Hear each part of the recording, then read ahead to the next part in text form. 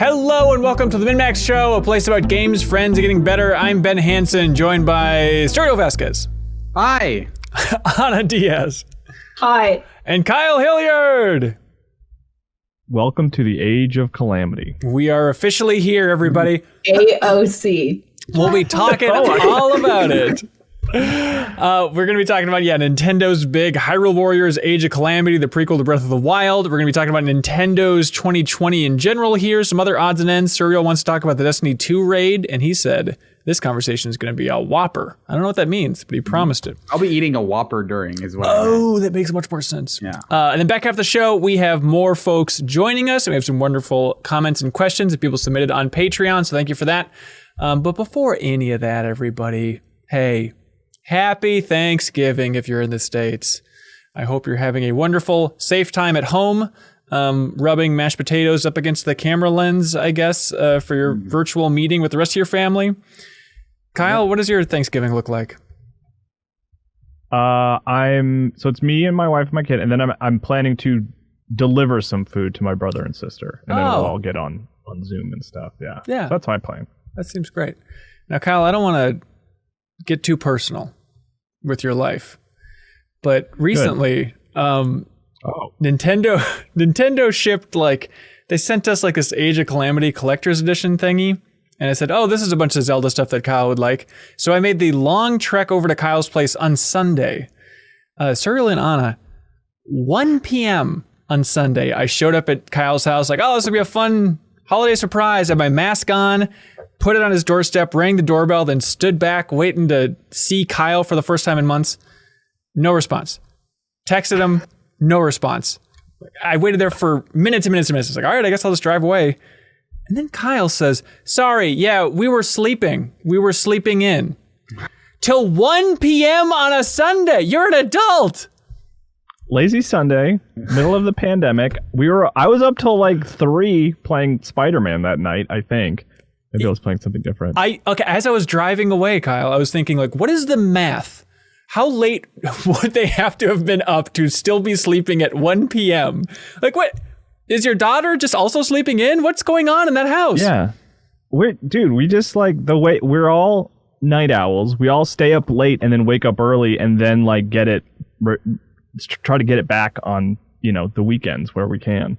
God. So. That is a wild schedule. I just like that little glimpse into your wild bachelor lifestyle over there, Kyle. Yeah, well, thank you, because I live far away from you. So I'm sorry that, it's funny, I didn't get an alert on my phone that my doorbell rang because I have it set up that way. So I felt really bad after, because I was I didn't get the alert, and then because I have a video doorbell, and I was why didn't I get an alert? I was looking through the settings, and I saw on the video that who I believe to be was Ben Hansen with a mask on standing there, and I was like, he drove all the way out here and I didn't even open the door. So that's I'm on me. That's on me that. for trying to surprise somebody with a holiday treat. Yeah. It doesn't pay off. The doorbell didn't think you were important to think Kyle about it. Right. It scanned my face and it's no, he doesn't look excited to be here. Rejected. But yes, happy holidays, everybody. And thank you, everybody, for helping us hit our goal on Patreon. We're going to be creating the MinnMax Holiday Special coming up in December. So thank you to everybody for letting us hit that. We're going to be making some funky holiday special. It's going to be just lovely and heartwarming and weird, we promise as well.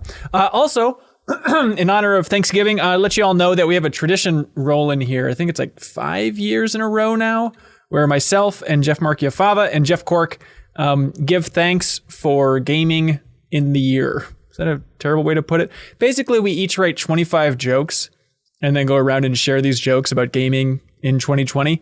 And so that video will be up on our YouTube channel. And this year, Leo Vader joins us and the community joins us. They submitted a bunch of jokes and we chose our 25 favorites. But thank you to everybody that submitted jokes, no matter what. And we run down those. So technically, it's 125 aggressively mediocre jokes about gaming in 2020. So we hope you enjoy that bonus video on our YouTube channel. Leave a comment or just, submit your own joke in the YouTube comments. That's a great place for it. Also, last plug here is the deepest dive on Spider-Man Miles Morales. We had part 2, the big grand finale for that discussion. That's up on our YouTube channel and in the Patreon exclusive podcast feed. If you support us on Patreon, we had Kyle Bossman from Easy Allies fame join us for a long discussion about that game. And I think it was good. I think that second half was better than the first half, Anna. What'd you think? I didn't listen to the first half, but obviously there's more story stuff to talk about in the second half. I personally felt better in the second half. Yeah, no, I think it was a good time for sure. So thanks to Kyle Bossman for joining us. It was fun to have people be excited about hearing his voice again. That was very sweet. Also, quick plug on that. There's a secret deepest dive on how to write jokes for Alf hidden there at the end. That's true. See if you can find it. The secret is listening to all of it. An Easter egg. That's right. Even though it's Thanksgiving. Thanksgiving eggs. Serial Vasquez, you reviewed Hyrule Warriors Age of Calamity for GameSpot? That's right. I reviewed it. I played about 30 hours of it. Wow. And then I wrote about it. That's fantastic. So that's how that works. Congratulations. That's cool to do that for Thank GameSpot. Yeah. Anna, have you been playing a bit of it? Mm-hmm. I mean, I really enjoyed the demo, so I pretty much dove into Age of Calamity right away, but it was competing for my time with Spider-Man. So I didn't get 30 hours or 50 hours in or whatever. Okay. Kyle, as world's biggest Zelda fan, where are you at with this game? I think I'm on the last level. Last night, I think I turned it off while I was at the last level. Perfect. And I'm at 20 hours or so, because I texted Serial about this, and you did a lot of side quest stuff, it sounded like, right? Yeah. Mm-hmm. I'm pretty beelining here through the story, so I think I'm almost done. What do you think about it? I like it. I mean, I like it a lot. I don't have a lot of updated opinions from when we talked about it with the demo. Really? That's the first sliver? Yeah, I mean, kind of, because it's the main thing that I'm really loving about it is just even though it's only 3 years old, the nostalgia of oh, I'm back here. I remember this place, and I've been impressed as you get deeper into it, how truly mirrored the layout of levels are. The first time you go to the desert, it's identical. It's exactly the same. And there's you can go through Hyrule Castle. I think even the last time we talked about it, I talked about how eager I was to see the ranch. Yeah. That is dilapidated in Breath of the Wild. There is a level where it is alive and not dilapidated. And really? It was a side quest level. It's this is so good. And then, I mean, there's going to be some tiptoeing here around the story, but there is some later stuff that I'm kind of raising an eyebrow at that I'm I don't know about this so much, That's sort of where it kind of fell apart for me. I think that I ended up giving it a 6, which is, by the way, is fair. It's not a bad score. I was shocked. I was shocked when I saw that 6. You're a monster, Serial. I think it what Kyle was saying about the story stuff. I think that is, where that game fails for me, because if this is you're establishing and selling this game as a prequel to Breath of the Wild, I don't think it really works that way for the way you want it to. It doesn't feel like it offers a ton of insight. You get to see those locations, and I think it's cool to revisit them. Honestly, just the interface and the fact that the way you're approaching missions is through Breath of the Wild's map, I think that gives it a lot. And I like the way that those side missions, there are tiers of side missions, and a lot of them are just do you have this many resources? If so, you can unlock a thing. But those are couched as okay, we need to secure this trade route so that we can set up this shop and make sure that we can stop people from attacking us. And those bits of text I think are really cool, and they give you the backstory that you want. But I think, again, without going into spoilers, I think it doesn't really do well by the story towards the end, both in that it kind of fudges things towards the end, and it also feels like it goes back on the themes of Breath of the Wild. Oh, interesting. It feels like it's trying to kind of, give you that very different look of history, and it just doesn't. I don't think it works. Which is interesting because I think that it's funny that this is a prequel, because I think that the story would be really inaccessible for someone who is new to the franchise. This game is definitely by and for Breath of the Wild fans. I don't know how much I would enjoy this game if I wasn't a Breath of the Wild fan, so it's unfortunate that you have, that the story sort of goes this way, because at the very least you'd think, oh, okay, well, at least it provides an entry point. But let me know if this is a spoiler. Just scream at me, cut me off.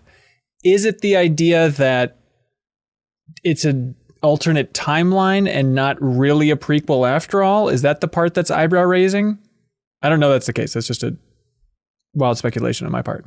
Well, at the beginning, the game literally starts with like, here's the Calamity or whatever, right? And as it's happening and everything's destroyed, and you see the little white guardian robot, and he basically jumps into a portal and he's like transported back in time. Right. So they kind of sort of wrap around to that part of it at the end, but without like it's hard to tiptoe around, and that was part of the hardest part of the review is for me.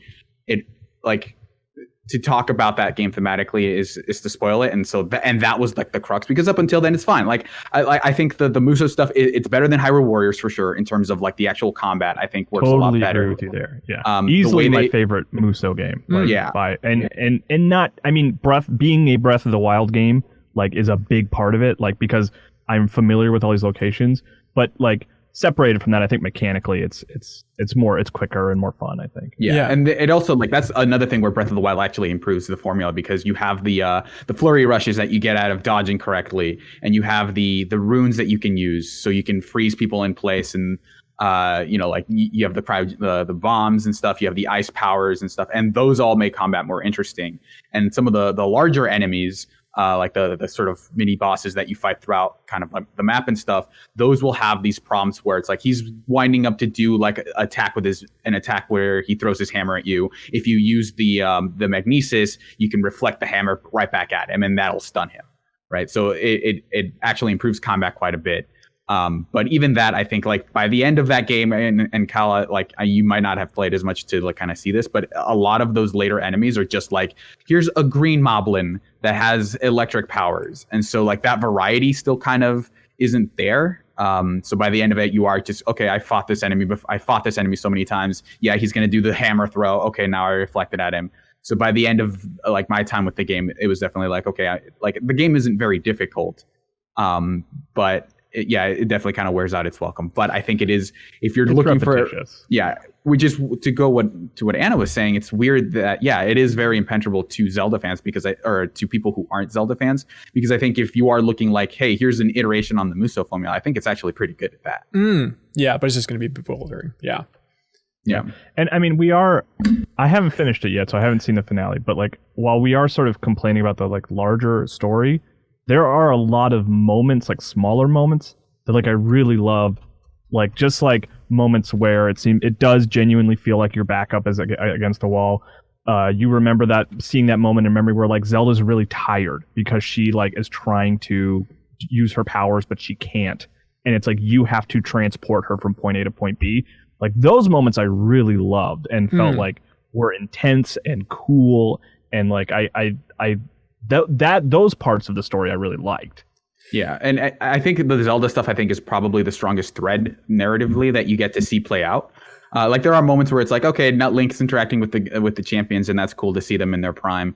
But like the Zelda stuff of her being burdened with so much responsibility of you're the chosen one. You have to save the world. You cannot do anything else. Like that is your life now. You don't have room for hobbies or whatever. Like your life is figuring out how to defeat Ganon. Yeah. And like the toll that takes on her, I think that's pretty strong. But there are also other ways, correct me if I'm wrong, Kyle, but I feel like the implication of a lot of those flashbacks in Breath of the Wild was that Zelda didn't really take to Link early on, that she was kind of like, I don't know who's this really quiet guy. I don't know that I'm super into him. Like he's just, I'd rather not be here with him. And then eventually that, their relationship grows. But here it's like there's like one cutscene where it's like, who's this guy? And then after that, they're like totally cool. They kind of gloss over that. But the who's this guy was a really impactful moment in her life. It was a really impactful who's this guy.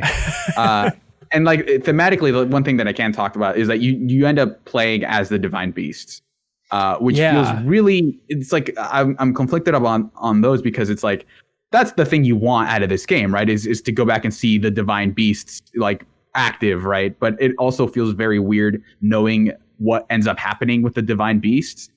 for the game to be like, no, it's super cool that you're killing so many so many Bobokans, and it is the highest kill count you'll ever get in that game. Is like you're like 4,500 kills on these enemies as you're like stomping around as the divine. The stupid camels just killing entire nations. Yeah. And it's like, manage your lightning meter, like rain lightning on all these people. And like, if you know how that story plays out, it feels very like, we want you to buy into the thing that these people want to buy in, but it's also just like, it feels really tonally weird for that game. Right. Yeah. It's funny.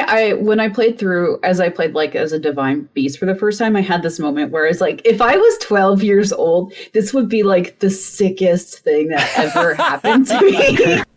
That's what I want. But playing now, I was kind of like, oh, this feels like a little too arcadey or arcade-y-ish for me. And it wasn't my favorite. Like the combat is so much more fun. Like those are the weirdest segments for sure. And then also, I just don't think they're like super interesting. They felt like turret sequences, and I never failed one, thank God. But I think that was one of those things where if I died, I would be super frustrated by it because they're way too slow. They rely on like circle the entire map and kill everything, and then by the end it's like you're missing a few on the way. Like you cleared the path, but you have to backtrack and kill a couple more. So those can get a little tedious. But I think if you're looking for a good Muso game, I think it works as that. I think it's like we said, I think the gameplay is better, but I was kind of disappointed by the end of it as a Zelda fan. Okay, Kyle, as a lover of Breath of the Wild, an intimate lover of Breath of the Wild, next time you play that game or when you play the sequel, will you think back to this? Will it like tarnish any aspect? How will it have an impact on the way you see the world of Breath of the Wild now?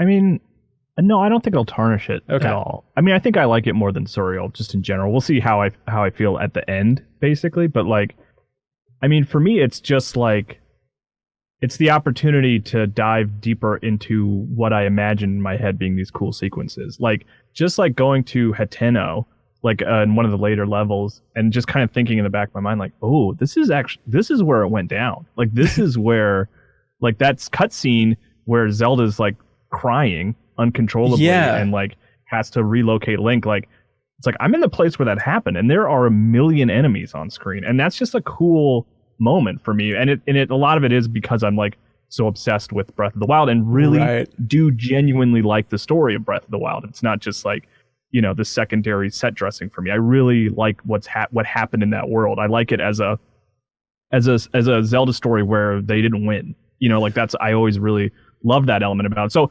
I think it, you know, like it certainly won't tarnish it. I think I will think of it and be like, yeah, that was great. I saw the war. I played it. I saw that war. Kyle, I have a quick question. Like, for me, Breath of the Wild, its strength is sort of in its sort of environmental storytelling and like the mystery that the ruins sort of convey. That's something that was really strong for me. Do you feel like, again, I guess this is like just a more specific, similar way, but like, does Age of Calamity take that sort of mystery and that sort of larger feeling of bigness away? Yeah, I think it focuses on the skirmishes that like led to Ganon sort of taking over. Like, you know what I mean? I love that stuff too, that kind of like the sort of deeper history of Hyrule that you kind of come across even beyond the Guardians and stuff like that. Yeah. I mean, Suriel would probably know better than I would, but like I don't think you see any of that. I think this is focused specifically on the skirmishes that led to, you know. But does it like remove any of the kind of mystique and like majesty of Breath of the Wild? You know, it's like if they made a freaking Play Dead Muso game, it's like, see the world of inside before you get there. We'll answer some questions. If you're like, you wouldn't like that. I'm trying to figure out where on the spectrum it is there. Inside had teased that a war happened. Right. Like, that would be different. Like, yeah, it would be absurd for Inside. But like, this is a game where there was a war that we saw cutscenes of that I wanted to know more about. So like, it improves it in that regard to me. But then there are moments in the larger story that I'm like, this isn't quite what I expected from this, and that's kind of a bummer. Yeah, but the moments where it's like, I think we're gonna die. Like, I love that stuff. Yeah, you know? Like those are like when things get really super dire. I think we're like probably my favorite parts of the story. But I also think that like it doesn't like spoil a lot of what made Breath of the Wild great, which is that mystery. Mostly because I don't feel like it answers a ton of questions that you might have had in a lot of ways. It talks about like, okay, here's the part where Rivali is kind of be a bit of a jerk to Link because he thinks he's cool or whatever. And like, it's fun to see that stuff play out, but it's not like, okay, this game you're going to learn more about the Sheikah technology. You're going to learn more about how the divine, like none of that stuff is really here. So yeah. It's a fun way to see certain scenes play out that you kind of imagined in your head. But I almost would go as far as to say that like you don't need to play this ahead of Breath of the Wild 2. It's like cool to have if you have that extra knowledge. But I don't think that Breath of the Wild 2 is going to be like, well, remember in Age of Calamity, like when this important detail was revealed, we're going to refer to that. Like, I don't think Breath of the Wild 2 is really going to do that. Yeah. Yeah. My impression is almost like this is just a great game to see more interactions between the characters and just get like a better pulse on like their lives, pre Breath of the Wild. Right. Yeah. Less so than like, okay, if you wanted to see how this happens or like see like, and again, spoilers, but like there's a very crucial way that game does not do right by that story. If you wanted to see that play out, I think that was where I was really disappointed. But I think, if you are dying for a new Zelda game this year, I think like this is going to scratch that itch in some ways. All right, Kyle, here's my final question. And I'm sorry to focus so much on you, but I'm trying to crack open your skull and see what's going on in there in terms of this game. All right, say we're 4th of July, 2021. You're at one of your cool parent get-togethers. Everybody's drinking beer by a cooler, watching the kids play in a playground. And this father next to you, turns out he's a huge Breath of the Wild fan, loves Breath of the Wild. Would you ever ask, like, oh, hey, did you play Age of Calamity? You should really play it. Like, what would be your recommendation to a random fan like that loves Breath of the Wild? Would you actually bring it up? Like, oh, you should definitely play this. Well, I would absolutely bring it up. Like, okay. Yeah. Okay. Undoubtedly. But I guess I would ask some questions in terms of like before stepping forward and being like, recommending this, I think you should play this. I would be like, well, what did you like about Breath of the Wild? Like, did you care about the story? Did you just like doing the puzzles and exploring? What's that? Just killing. Yeah. Well, like my brother is a huge Zelda fan. Yeah. And he liked Breath of the Wild a lot, but and he doesn't follow video games as closely as me. And I even told him, I was like, there's a free demo. You should play that demo first and then see if it's like if something you'd be interested in, because it's not a flat recommendation for Breath of the Wild fans. It's like a recommendation for Breath of the Wild fans that really like the story and world a lot, and also like have an understanding of what a Musou game is and how it works. Right. And to have that expectation going in, Yeah. And whenever he saw me playing it, he's like, "Oh, are you playing Baby Breath of the Wild?" Because we did like a little bit of co-op, and he's like, "This is so easy. Why can I suddenly kill 100?" So he's like, "Oh, I see you're playing Baby Breath of the Wild again." Yeah, I didn't realize that there's split screen co-op in this thing. That's pretty crazy. I heard it runs like crap, though. Did it run like crap?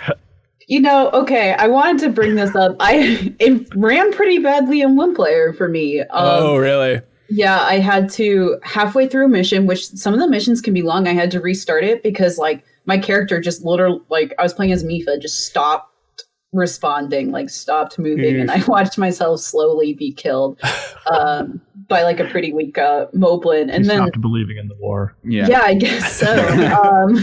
That was her peaceful protest. And there was, and then just, like, one time I was, it just straight up wouldn't load a level. I had to like completely restart. Oh, really? It. And, and like frame rate issues as well, where I was like, oh man, like this finisher like looks pretty cool, but it's messy. Yeah, especially Impa. It was bold of them to have a character based on creating copies of herself and having more stuff on the screen when the game like very, very frequently like chugs. And then later on you end up going into a lot of indoor areas and the camera does not keep up. Boy. Like there are just times where it's like, okay, this guy's going to do an attack. Oh, okay. I like now I get a full face of the wall. So I guess I'll try to guess to see whether I can dodge it or not. Yeah. I mean, people are hitting that Y button. Just keep hitting that Y button. You can't go wrong with it. People are enjoying this game. Like I said, 79 in Metacritic, which I think is higher than I was expecting. But I think it's probably a case of a lot of outlets giving it to the biggest Breath of the Wild fan on staff, and maybe that explains some of it. Yeah. But I mean, I've had a lot of fun playing this so far. Okay. Like, I feel bad because most of the stuff I said is like skewed more negatively, but like this is the game that I'm playing. This is the game that I'm excited to play. Like the combat's so compelling to me. Yeah, just in a simple kind of way. Absolutely. Yeah. I did see in a video, I think it was IGN's video review, this shot of making, what's the ice thing called? Cryonis?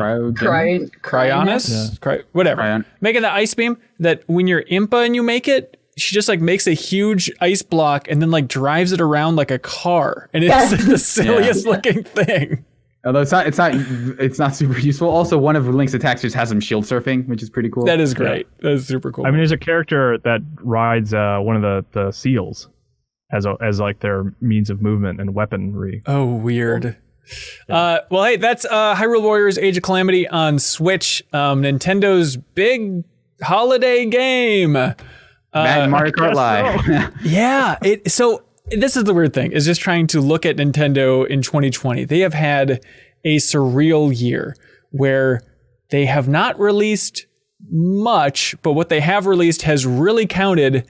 And just because of the state of the world, I guess you could say, they are just crushing it. Like their sales numbers are off the charts. So there's a Business Wire article here. And this is data from October, the most recent NPD drop for sales data, saying October continues a record-setting streak for Nintendo Switch as the best-selling video game console for 23 consecutive months. The most months in a row for any video game console ever since NPD started tracking sales numbers. Yes, and I mean, October 2020, the sales of the Switch are the second highest October in the history of consoles, second to Wii. But basically every month before that, like August, all that stuff, it is just the most sales for a console ever with the Switch. They're still sold out everywhere. They're up to 68 million sold worldwide. The Wii sold 101 million. So there's a good chance the Switch is going to top the Wii at this point. It is just a silent juggernaut based on just the platform and old games, I guess. It's been insane. And Animal Crossing. I mean, so much of it's Animal Crossing. I mean, it's really interesting to see, for example, just different consumer habits related to the Switch, i.e., I've seen quite a few folks who bought the Switch out of Animal Crossing hype, but they're actually not that interested in video games, and now they don't use their Switch.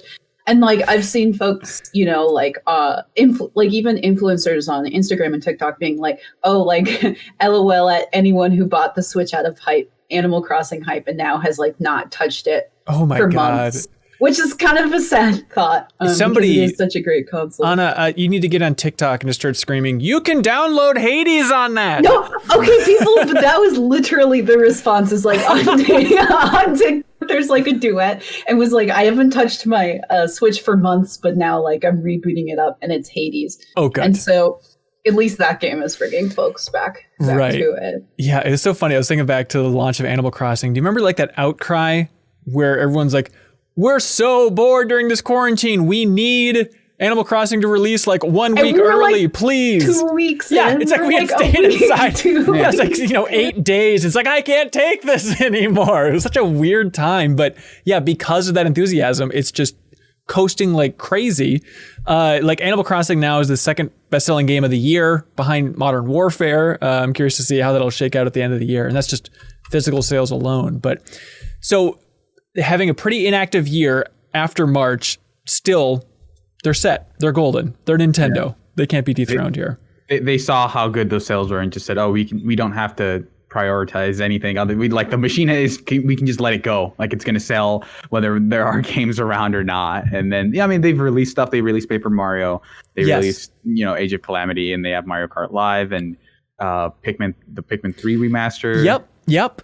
And 3D All-Stars, can't forget that. I mean, that's a juggernaut too, I'm sure. It is a juggernaut, but it's, a lot of complaints about Nintendo in general this year, and then specifically with that, it seems like a bare minimum amount of effort, not even having Galaxy 2 in there, not really doing a remake or remaster in a big way of 64, but it'll still sell like crazy. But so Matt Piscatella over there at the NPDs, for the last batch, he noted that 9 of the top 20 best-selling titles of October were published by Nintendo. So Mario Kart Live, which is for $100 game, is selling surprisingly well. I know I shouldn't be surprised that a Mario Kart's doing well, but the fact that it's a physical RC car at $100 and it's still flying off the shelves is wild. So anyways, so the 9 of the top 20 best-selling games of October is Mario Kart Live, 3D All-Stars, Animal Crossing, Mario Kart 8, still annihilating sales. Mario Kart 8 is just like the best investment Nintendo has. I know. It'll sell forever. It's insane. Smash, Ring Fit still going strong this year like crazy. Breath of the Wild's in there. Super Mario Party's in there. Super Mario Brothers U also in there, the deluxe version on the Switch. They have so much old stuff that's just, eternal at this point. People are going to be playing Mario Kart 8 Deluxe for the next 15 years. It's just a bizarre anomaly. It's such a weird thing that like for them, what everyone considers like the failure, which was like the Wii U, was basically just them getting 5 extra years to develop the Switch's library at this point, and now it's all paying off. Yeah. Like, even in our worst years, we're just teeing up for what we're doing now. It's just like we're having the time of our lives, and like the year everyone thought like, Nintendo is like, are they going to become a third-party publisher? It's like, no, we made Mario Kart 8. No, we've got this. Yeah, this is just workshop and all this stuff. It's just kind of like their early access phase for their games was the Wii U lifespan. Exactly. Let's test it out. Let's see. Okay, people kind of like Bingo Battle and Pikmin 3, but I did get Pikmin 3 on my Switch and I was playing it because I've tried starting that game so many times because I love Pikmin 1 so much. And even after playing Pikmin 3 on the Switch, it's like, this is solid, but I just don't think I can ever recapture that love of Pikmin 1 in my life. And I think at this point, I need to let go of Pikmin as a franchise as something that's just not grabbing me. But it made me think of the Wii U ports that are still left because they're definitely dragging everything out and it's doing very well. But does anything jump out for folks that hasn't been ported to the Switch yet that should be making its way over? I would cry of happiness if they release the HD Wind Waker on Switch. Like that, I would buy that game a third time. Yeah, yes, exactly. It's like a 2-pack. I mean, I heard that there were rumors of Skyward Sword, right? So maybe they just end up doing a 3-pack where it's just those 3 games. Skyward Sword is such a big overhaul. There's so much debate about whether that's even possible. But I mean, the fact that it's Zelda's 35th anniversary next year, that seems like a pretty good opportunity to bundle those up because I think you're totally right. Just releasing Wind Waker in HD on the Switch is going to be huge if they ever get around to it. But other Wii U stuff, Kyle, can you think of anything that's lingering out there? Yeah, I mean, that was my answer too, was the Zelda HD games. And then 3D World is early, January, February? I think it's like February, yeah. Yeah. Nintendo Land. I would love to see it, but that's one that's with a camera up there with Skyward Sword, where it's so tough to port. But there's fun stuff in Nintendo Land, so I'd love to see it. There is. We need that armored edition of Arkham City. Yep, I've been screaming. I mean, you joke, but like, I would love to have the Batman games on Switch. That seems like, any 360 PS3 era game that's like not on Switch is just silly at this point, Yeah, you're right. But Mass Effect, people were hoping for that remaster, but that's not coming out there. But there's a lot of fans of Xenoblade. Do you think Nintendo literally looked at like they're doing really well this year? Do you think they were like, well, you know what? Let's just relax. You know what? Breath of the Wild 2. Take more time. We're going to extend your deadline to give you more time. And, whatever those other unannounced games that we don't know about that are, big Nintendo titles. Do you think like there was maybe one that was supposed to come out this year that Nintendo was just like, you know what? We're good. Let's take all the time we need, which would ultimately make the game better? I don't think so. I think that simple. I think what it is there's rumors that the Switch Pro, that the beefy version of the Switch is going to be coming out in March of 2021, probably timed with Breath of the Wild 2, yeah. I guess they're going to be syncing that up. Seems like the most likely course here. And so in a way, I feel like Nintendo's 2020 is the rest of the industry's 2019. Where 2019 was kind of a slow year because everybody was gearing up for 2020 new console launches, that type of thing. And so maybe it is just that weird drought before Nintendo is really ready to sprint for its second wind with the Switch Pro, or whatever they end up calling it. Yeah. So at this point, there's not a ton of Wii U stuff. I think there's like, you're getting down to like Game & Wario and Kirby and the Canvas Curse. Well, the biggie, Xenoblade Chronicles X fans really want. Was Canvas Curse on Wii U? Kirby and the Rainbow Curse. Sorry. Oh, Rainbow. Okay, I was like, wait, what? Claymation one, right? You draw the lines. Yeah. I think a big one Star Fox Zero, I think, could be done. I know people didn't like it, but just have like a director's cut of Star Fox Zero or something. And then there's like I would 100% replay that game if it came to Switch. I think a lot of people it is one would. that I look at occasionally and I'm like, did I give that one its fair due? You know, just playing through it once. It's not good. But I remember it was the controls that really threw people off, right? Because you have to look at the gamepad for the cockpit. So there's a way they can like tweak that game to salvage it. They can make it better. I don't know if they'll make it good. Okay. What did Zero originally come out on? That was the Wii U game. That was Wii U. Oh, Yeah. okay. 2016. And I remember when we asked Miyamoto during some interview what he thought the most underrated Wii U game was, he's like, Star Fox Zero. So it's nice. Because that's the only one that people didn't like. I think he just, I guess that's true. Everything else just reviews well enough that he's like, yeah, that's fine. And I think Star Fox Zero was like the one game where it's like, oh, people didn't like that one, huh? Okay. Please, for the love of God, play it. But yeah, there's still stuff coming out. You know, Puyo Puyo Tetris 2, I guess, will be coming out. A collection of Saga, Final Fantasy Legend will be coming out on Switch. But looking at Nintendo's year overall, it's just been filled with so many anomalies, which I guess is just the story of Nintendo. But obviously Mario Kart Live Home Circuit is bizarre. Their collaboration with Lego for the Lego Super Mario Brothers sets, which I guess have been selling well, even if they didn't seem great to me. And what really I want from Lego. But then earlier in the year, you know, Xenoblade Chronicles came to Switch. Tokyo Mirage Sessions came to Switch. They've been trickling out these ports and these games that people have been buying. Like Xenoblade sold over 1.3 million copies as of August. Wow. Paper Mario the Origami King has sold 2.82 million copies. It's the best-selling or the fastest-selling Paper Mario ever, apparently. So like the stuff they are releasing is doing well. It's just such a weird scattershot this year, including maybe the strangest thing, which is part of that big, you know, Super Mario. Well, first of all, we should acknowledge Super Mario Brothers 35, just in terms of weird things that they released, that Battle Royale version of Mario. But then they also released... president now. That's true. Congratulations, Big Mario. But they also released the Game & Watch, like the Super Mario Brothers Game & Watch thing. You got one. Nintendo sent us one, which is very nice. It just has original Mario on it, or does it have... It has Mario 1 and it has Lost Levels. Okay. Yeah, which is one of those things that Lost Levels, it's like, oh, of course, everybody knows Lost Levels. It's just the super hard Mario. But I had to look into the history of that a little bit. And apparently Miyamoto wasn't working on it as much. Like he went off to work on Zelda. And then Tezuka led up a team. And their theory was, well, you know, everybody knows Mario at this point. So let's just challenge them and make a very hard version of Mario levels. And then it came out and it was soul crushing. And I guess they had like some messaging on the box for Lost Levels originally, which is obviously Super Mario Brothers 2 in Japan. It was labeled on the package for super players, was their way to try and go at people to like, hey, these levels are going to be brutal. But yeah, so it has Dark Souls of Mario. It was weird. Tezuka insisted on that. Yeah, it had a Nintendo seal. Like they have the Nintendo seal of quality. They had the Nintendo seal of difficulty, and it was just like Miyamoto's middle finger. Mm-hmm. But yeah, it has Mario 1 and 2, 1 in Lost Levels, we should say, and then like a reskin of the classic ball game, which I guess was in Game Boy Camera too, but it originally was like the first Game & Watch game. You're just like keeping the balls in the air. But it kind of is symbolic of Nintendo's year overall, and even their approach to Nintendo 3D All-Stars, of just in terms of, would it have killed them to put Mario 3 on this thing? Like, it's $50. Like, you think that they could pack in some more NES ROMs, especially just Mario 3, like the best NES game. Get that thing on there. It's insane that it's not.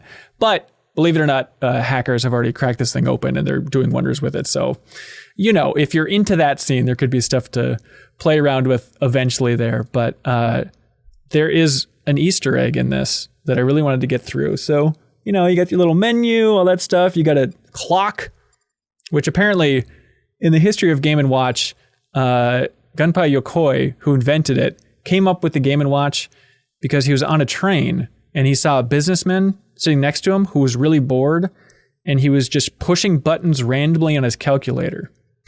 And then Yokoi said, aha, what if we made something that businessmen could actually play and that it would double as a watch just so they'd seem cool and professional as well?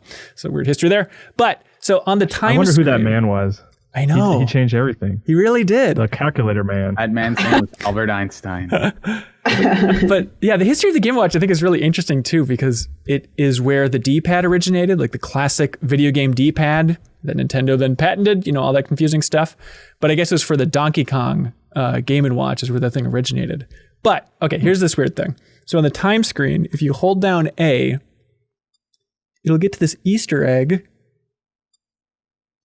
with a Mario drawing song, which I think is just this original thing as far as I know, but listen to how weird this is. And it's like drawing Mario's face as it goes. Take a page and a pen, draw a big mushroom and an egg. Then 2 more. Draw a cloud and a hill. Now we'll add some coins. 1, 2, 3. 1, 2, 3. Draw a hill at the back with the rising sun and a little bird, and then it's me, Mario. I feel like I can become an artist now. Yeah, now you know how to draw. That's what Mario looks like, everybody. What do you think the meaning for that thing was? Like, can we put Mario 3 on there? Absolutely not. Get out. Could we put a song about drawing Mario's head on there? Absolutely. You're president now. 1, 2, 3. It definitely feels like a song that they're like squeezing English lyrics in on.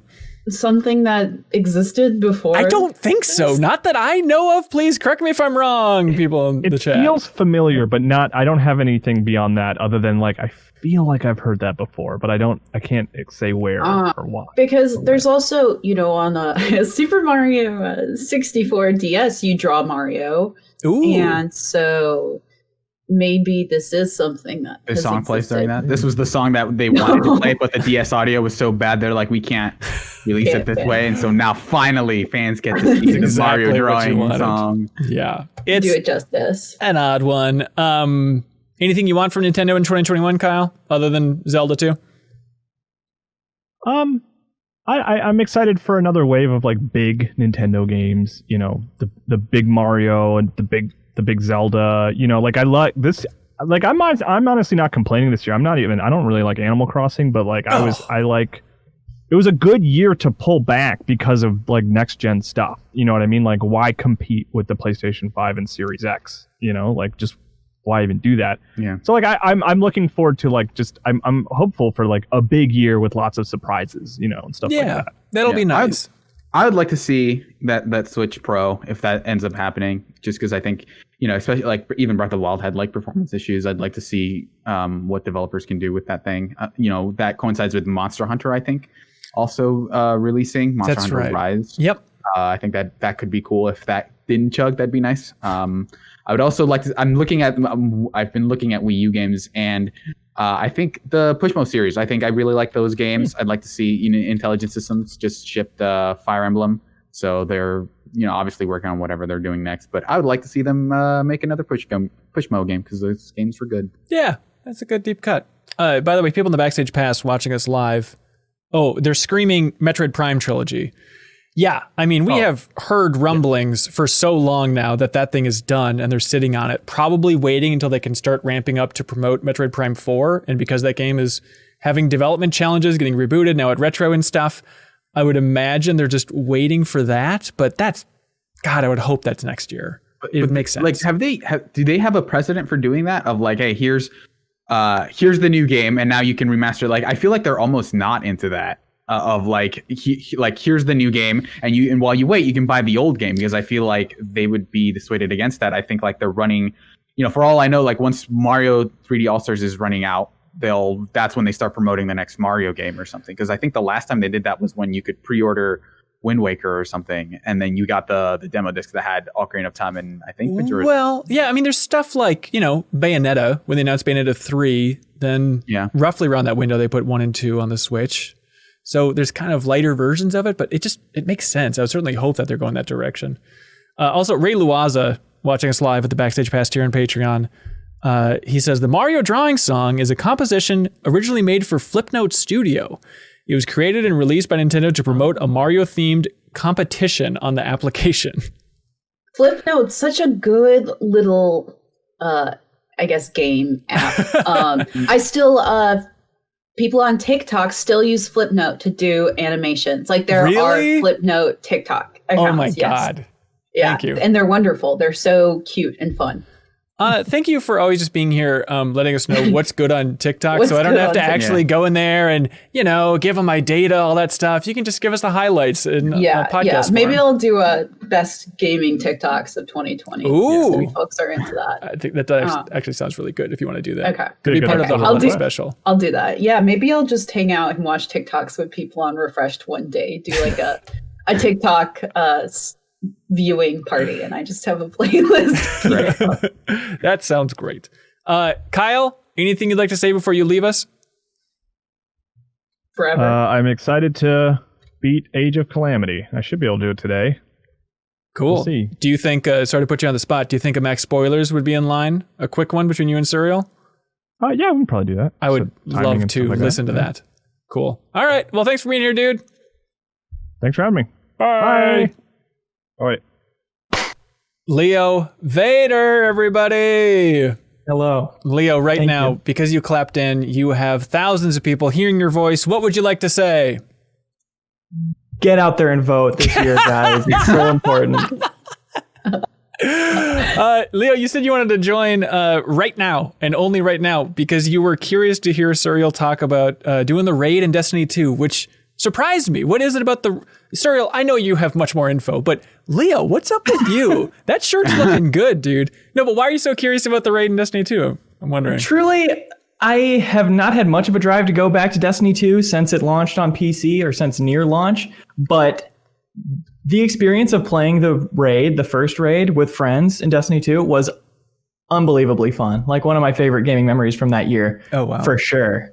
And it's truly like, if I could just play only the raids in Destiny, I would love it. But I'm worried about like having to grind up to a level where I can do the raids. So I guess that's what I'm curious about, is how good the new raids are and how accessible they are if they're the main thing I'm there for. Yeah, so I will say that they are kind of still that pinnacle activity, and that's the thing you effectively level for. But they've made that ramp a lot better. Basically, if you just keep playing, you'll eventually get rewards, and so you can do it on one character, and it'll still take a while. I don't want to like oversell like how quick it is, but Sure. It's more interesting than it ever has. Like a lot of the loop of like, oh, play this many matches of Crucible to get one reward, and then play Gambit, like. All that stuff is way faster now. You have to play way fewer matches. Gambit, they've made like ridiculously fast now. So like all that stuff is a lot faster. But once you get into the raid, this raid is one of my favorites that I've played. It is fantastic, both mechanically and aesthetically. I think it is one of my favorite things they've done. Ooh, okay. Or is it because they changed a lot, or is it more of what I loved from that first one, which was like cooperative puzzle solving and getting faster and faster at encounters? It is that. Like I think the last raid they did, which was a year ago, Garden of Salvation, was maybe among my least favorites. But this one I think does it is basically just like 4 really, really good encounters, and the last one is amazing. So basically, the story is that like you're chasing, like the Beyond Light has been like about kind of the Fallen and kind of their rickety thing, and there's also been this undercurrent of like a lot of like the pre-Destiny history of humanity, where it's just like Europa was a settlement, right? And so they have this space station underground, and it's been long been abandoned. So when you start the raid, it's like it's like you're in a blizzard basically, and you have to use your Sparrow to like hop from one warm center to the next without dying of frostbite. And then from there, like, and it's like an interesting encounter. It's not like the best because like Sparrows are kind of finicky to work with, but once you get in there, it is this abandoned space station thing. It's sort of like it has some strong alien vibes where you're kind of in this abandoned space station, and there's this like there's this kind of eerie kind of like, okay, what happened here? We're chasing this one thing, but like you're kind of trying to figure out what happened here. And so like there's just some really cool encounters along with that. Like the main thing is like each of you can get like a different buff that does a specific thing, so the roles are really codified. And so there's a lot of like, okay, in order for me to do to shoot the right target, basically, you need to tell me where these things are that I need to shoot in order, and then that'll open up this thing that we all need to, like the guy who's shooting the panels has to say, okay, you have to shoot 1 and then 3 and then 4, and everyone's okay, 1 and then 3, okay, then now you shoot 4 and then 2 and then 6. And so like there is that really strong element of cooperation. Is your group the type to try and figure that stuff out yourselves, or do you read online how to do it? Because for a while we tried to figure out that first raid, and I think we got almost halfway through before we were like, this is a ridiculous amount of time. Yeah. These solutions can be so random, and like doing them is the fun part, not necessarily figuring them out. Yeah, I think for us, we tried to do it during contest, which is a thing that they added recently, where the first 24 hours that the raid is available, it's much harder. But if you beat it, you get an extra prize, basically. Oh, that's really interesting. Cool. So we tried to do that. So we were going, like, we didn't have the choice but to go blind, and we were able to beat the first 2 encounters without looking them up, which was cool. But then like the third, like there's 5 total, and then like the third one, I think was a stopgap for a ton of people, because people could not figure it out. And I think we spent like 2 or 3 hours butting our heads against it, and at some point we were just like.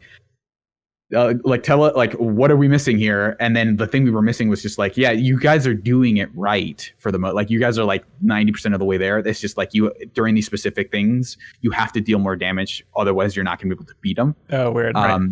But like the thing you are doing in that encounter, like I don't want to necessarily talk about spoilers, because if you haven't done it, some people like to do it, but thematically what you're doing in that space station is super cool, because it's like it feels like the most alienist thing where one person is like basically taking a hit for the team of like, I'm going to be debuffed. This thing is going to kill me. And there are the only thing I will say is that there are airlocks involved. Ooh, come on. That's great. Yeah. Okay. I have a question about all of this. As someone who has been eyeing Destiny 2 for forever, like, is there a specific reason to start now? And is like the upstart, I've just been always so intimidated by the beginning. Well, I saw you were just tweeting about how you wanted to get into MMO, so I'm maybe torn this is between it. Final Fantasy 14. XXIXXX and Destiny 2 right now. Yeah, to be honest. those are definitely the two that I've seen people talk about. But I don't know what Final Fantasy 14's on ramp is. I've heard that you can just skip to the latest expansion, and that seems to be the best one. Which they kind of do for Destiny. You can start at 1050, which was the old cap, the old power cap. And I mean, Leo, if you want to jump in now, they took out some of the raids, but like I think you can do 2 right now, and you can just do those at where you start the game, basically. Oh, right. Really? So you basically, like, if you start playing now, you basically have access to 2 raids that you can do by default. Okay. If I start now with the new expansion purchased. Well, I think if you start now, I think they just raised everything that was below 1050 to 1050. So you can just go back and do those old raids. Wait, so you can do that for free? I think Last Wish was the Forsaken raid. I think they each require specific expansions, but okay. I think they probably have a bundle at this point, especially on PC, where you can just get the Destiny 2 collection. I think it's It's all on Game Pass too. So I assume everybody has that sitting around somewhere. Yeah. And then, so like, I think now is a pretty good time to get started on that. And then you would have to level for the 3rd raid. And then like the stuff you're doing is just like, in this new raid, it's just like aesthetically it's so cool. Like you beat that second encounter, like that 3rd encounter, and you're just, the platforming section is you're going from inside the space station outside to like you're platforming in 0G, which they don't really implement any like gravity rule changes. But it's a really cool like look, and the story that you're being told as you're going in there is really cool. And like the final encounter is maybe it's up there in terms of my favorite encounters in Destiny, of just like the way that you have to coordinate and everyone has to be on point, but it's not so demanding that like it just feels like way too difficult. So it feels like this has kind of upped your take on Beyond Light in general, I'd imagine. Yeah, for sure. And also like they did the thing they did in Forsaken, which was after people beat the raid, like Europa has changed. Like not to spoil anything, but like there are now areas of Europa that are darker than other areas. And it was like before there were blizzards, but now like there are these eclipsed areas, which that, I don't think that really spoils anything. But now they've unlocked a new area of Europa where you can go and learn more lore. So, but yeah, I think this raid is definitely worth leveling. If you're able to kind of, put up with like the idea of doing those weekly stuff and putting on a podcast and leveling, I think this raid is definitely like a good time to like try to aim for that stuff, because I think this raid is worth doing. Okay, but you didn't answer Anna's question. You need to commit the next 300 hours of her life. Should she play Final Fantasy 14 or Destiny 2, Suriel? So I think for you, Anna, I would probably say Final Fantasy XIV is probably better because I think it's more anime, which I think is. But I will say that like if you have a group of people, I think Destiny has a really good setup because its raids only require like 6 people. Yeah. So if you have a small group of friends, and we would obviously love to have you on our raid group because right now we all love that raid so much that we are like one of the people in our group like every day is like, hey, you guys want to raid? And people would be like, I just did the raid and now I have to do family stuff, and it'd be like, okay, anybody else want to do like, so we are chomping at the bit to get a group together to keep doing that raid because it's so good. Okay. But, yeah. I mean, I do love me a good anime game, but I'm mainly looking for like the social collaborative aspect of it is really appealing to me. And also I think like I've read that Destiny 2 is a great game to like, I don't know, I'm looking for a good game to also play with my boyfriend. Yeah, and I think that Destiny 2 could also fit that. Yeah, it's like 2-person teams can basically do everything in that game together. There's even stuff specifically that benefits from having multiple people on your team. So okay, well, I'm leaning Destiny 2 now. Earlier today, I was ready to commit sign over my life's Final Fantasy, but now you got. You can also do a lot of that stuff for free, so it's like you don't even have to commit any money for now. That's and good, just play for a while, level up a little bit, and see how that goes. Also, I don't want to tell you what to do, but it's like peak gaming season. There's like a lot of like new games that are already too big. So like of all times to be like, I am feeling MMO-ish, it just seems insane. I will say, that raid is not going to go away anytime soon. You could wait until January once you're out of games to play, which will never happen, I guess. But like once you're ready to play something else, Destiny 2. I was going to brew up a meme, just literally speaking to that. Like my brain being like, I want to play an MMO right now when I have like Yakuza, Persona. Oh my god! It'd be the Galaxy Brain one. right. Yeah, get back into an MMO that you will never finish. Yeah, exactly. All right. Well, thanks for the Destiny 2 update, Surreal. But I'm sorry, this is a little bit of a raid, and you failed, and now you need to clap out of here, buddy. Jeff Marchiafava. That's right. This is a cool show. We got everybody on this one. All the cohorts are here. This. Yeah, it's a big Thanksgiving feast of That's not what you were saying 30 seconds ago. That's not true. Ridiculing. Backstage will know. Yeah. Hey, Jeff, I brought you here to answer one trivia question. A little riddle I like to give newcomers. Do you know how this whole thing operates?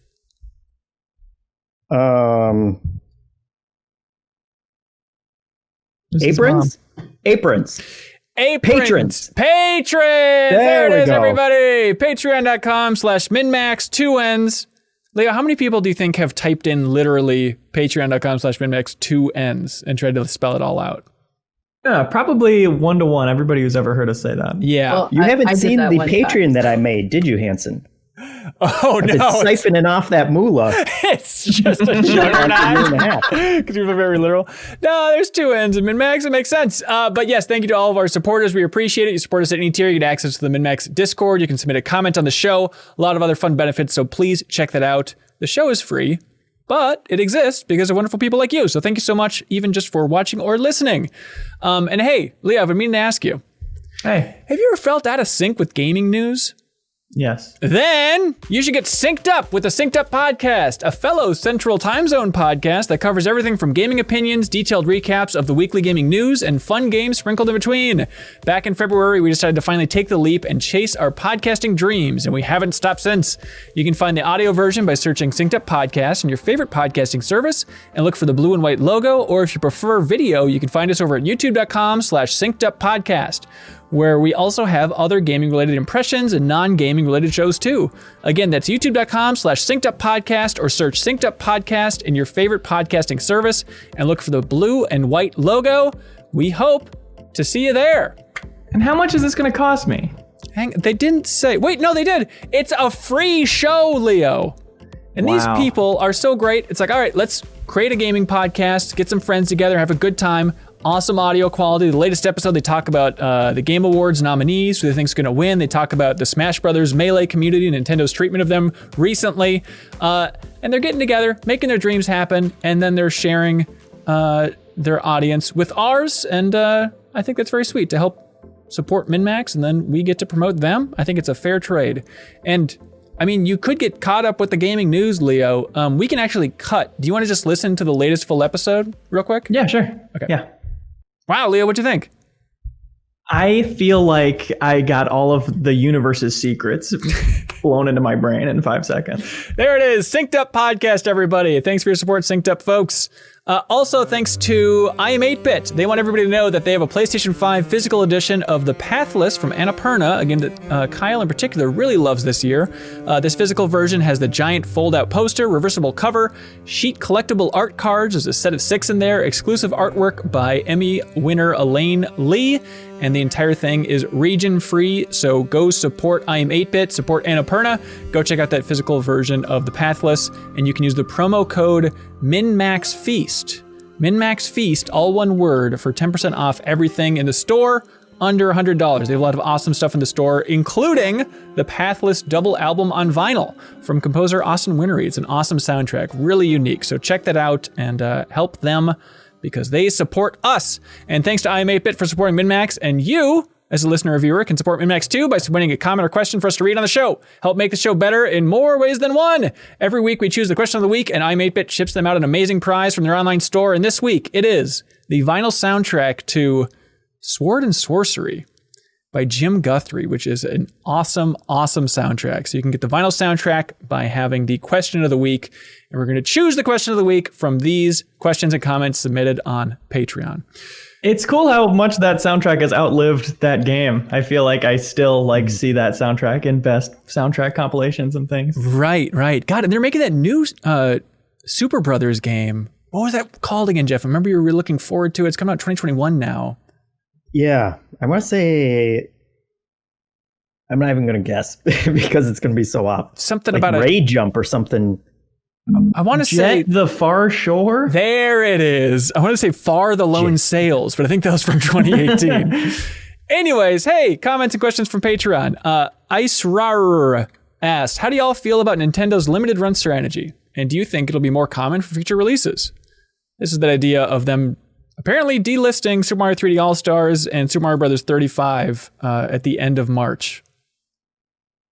Yeah, doing this was a travesty. It was a horrible thing to do with some beloved games, and it was a massive success for them, and they're definitely going to keep doing it.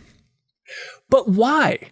That core question, I still don't understand, unless it's something to do with, instead of putting effort into making it good, you can make it time limited and make a ton of money. I think also, yeah, it's just like about creating scarcity, right? Like with digital releases, it's easier now than ever to get the games that you like. But you don't have that feeling of sort of, I don't know, like there's not the sense of urgency behind buying. So yeah, it just makes people buy it, essentially. Yeah. They've had such a good track run with not making enough physical products for people to actually be able to buy them that I guess this is the way they do it digitally. I just wonder does that messaging get out to people who are nostalgic over Super Mario Brothers Super Mario 64? Like, does the average Joe who's nostalgic about that game learn that, like, oh, by the way, you got to buy it before March? Like, that just seems like such a fine print thing. I don't think it's making them rush out to buy this thing. I feel like it's kind of like when Disney was doing it's going back into the Disney Vault thing. So maybe in 10 years they'll have Nintendo Plus and we won't have to worry about any of this crap anymore. I think that seems very likely. Stephen Toth, real timely question here, unless you're listening after Thanksgiving, in which case just skip ahead a little bit. Stephen Toth submits a question saying the real star of Thanksgiving are the side dishes. What's your favorite side dish? And Jeff, when we're talking food here, go. Stuffing. Yes, that's the right answer. Stuffing is the answer, yes. Yeah. But then cranberry sauce is good, as a condiment. Is it considered a condiment? I put it on top of all my stuff. I guess so, yeah. Is that the definition of a condiment? Just anything you put on top of other stuff? Oh, no, I don't want to. We're going to get into deep philosophical territory here. We ask ourselves. Everybody knows there's the condiment rabbit hole. That's good. I think I'd go cranberries. Definitely evolving as I get older, moving on from the canned crap to actually, okay, I want some real some real cranberry slop there. I also need mashed potatoes for Thanksgiving. Mm-hmm. So it's not the sexiest one, but it's got to be there still. Yeah. No, I'm it's with you. they are really like the foundation of the meal, I would say. Yeah, and I can't disconnect it in my brain because ever since I was a kid, I would have mashed potatoes with peas mixed in. Do you think that's weird? Like, do you think that it holds up as something good, or it's just my tongue likes it because it liked it when it was 5? Okay, I will say peas are underrated as a food, like very underrated. Like they're great in like so many pasta sauces. They're kind of great on their own. They do really well with cheese. And so I would say that you were kind of ahead of your time there. Thank you. I've been looking for that feedback for years. Thank you. Finally, someone's giving it to you. Now I can stop podcasting. Luca Reskigino says, how do you as game journalists reconcile your personal experiences with games, playing most major releases, having to cram them in whenever you can to get timely impressions out there, with how most consumers experience them? Getting maybe only a few major releases a year, maybe waiting months or even years before buying a new game. I wonder if people who cover games for their jobs are perhaps more jaded about repetitive or samey games and more receptive to games that do something different or challenge them in a unique way. I think you're right on, Luca. Yeah, I that is something that I have thought a lot about in the past couple of years, especially that I think, like, people are always saying, oh, you know, reviewers are so biased against X or Y or whatever, and or you know they get a free game from the publisher, so therefore they're not going to give you their honest opinion. I think if there's anything that may make a critical opinion of something less valuable to you as a consumer, it's this idea specifically of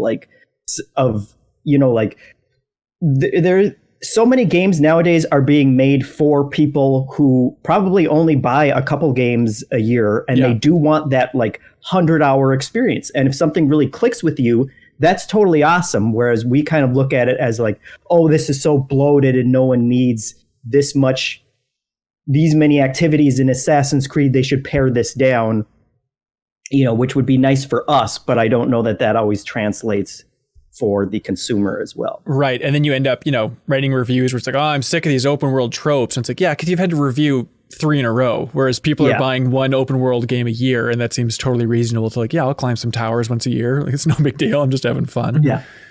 I think there's a lot to this about the disconnect there, and it's tough to try and figure out, like, okay, you know, I think of Spider-Man Miles Morales, which I really enjoyed. You know, just covered it for the deepest dive, and I loved the length of that thing. You know, I did everything on the world map and clocked in at like 11 or 12 hours. I'm like, that's great. I love that little experience.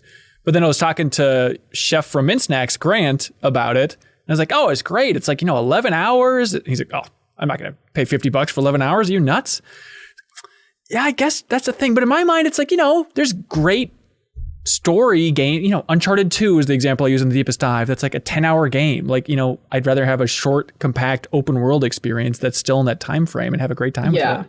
Well, one line of logic that I've never understood is this idea that like value is sort of equated to time spent in a world. Right. I mean, we don't assess movies like that, so why do we assess, you know, games like that? I do understand that because like games are not cheap and consoles are not cheap. So like there is like an idea of value, but I certainly don't think that like you know, we should be able to pay for tight, well-written, well-crafted experiences. Yeah. Leo, do you think there's a big disconnect between the way press plays games and the average person plays games? Yeah, I think so. I think we don't get every game for free, but we get a good amount of like code sent to us and like Epic Game Store press accounts where games are just added. And it's easy to like forget that a game is a value proposition for people. Like as much as I agree that I don't want it to be an hour to dollar thing that we all agreed is the fair ratio, I think it is important for a lot of people for sure. And it's hard to give maybe the same evaluation that the gamer would when they had to pay and you didn't. Right. Yeah. And it's also like a consumer will never have to play a game under a deadline. Yeah. You know, like once you have the game, you can play it however you want to and take as long as you want with it, unless you're worried about missing out of like the zeitgeist conversation that's going on around it. But that's something that can really, I think, affect your opinion of it. Like, Totally. like we were always very conscious when we were reviewing games at GI to try and be mindful of that and not let that added stress, affect your overall impression of a video game. But it's going to some degree, no matter what you do. If you just don't have enough time to play a game and you're feeling rushed the entire time that you're playing it, that can certainly affect how you feel about a game, especially if it's something like the one I shouldn't even bring up, but Red Dead 2, where a lot of it is like, this is about immersion. This is about taking it slow and really soaking up this world. If you only had a week to get through that, like that's going to be a very different experience than what the consumer experience is. That's 100%. exactly my situation. Yeah. Where we were going to record a spoiler discussion for Red Dead Redemption 2 at Game Informer. And so I wanted to beat the game, and I had the most negative take on the ending. And I think it was because I was up till Kyle Hilliard wee hours in the morning, like 3 a.m, trying to finish that thing. And it's like, this is so stretched out of an ending. I hate this. And it was just that I was angry for not being asleep, largely. I think if I played that on a nice Sunday morning, I would have really enjoyed it, or just spaced it out a little bit more. That was the biggest thing. That was the biggest thing I learned doing my one review ever at Game Informer for Half-Life Alyx was like, having to beat my head against like the same end game fights instead of taking a break because I had that deadline. That really like is a special kind of frustration that I didn't have empathy before, but definitely do now. Yeah. And I'm not going to say that my opinion has completely changed on Breath of the Wild or anything, because there's still a lot about it that still frustrates me. But it is like when I played it back at GI, I was playing every night because I was trying to get it in before we had our end of the year discussion kind of things. And there were other games that I wanted to play during that time. And it is a very different experience now when I can play for a half an hour and just stop, and I can just not play it for a couple days if something annoyed me, and I can go back to it when I actually want to go back to it. Right. Well, here we go.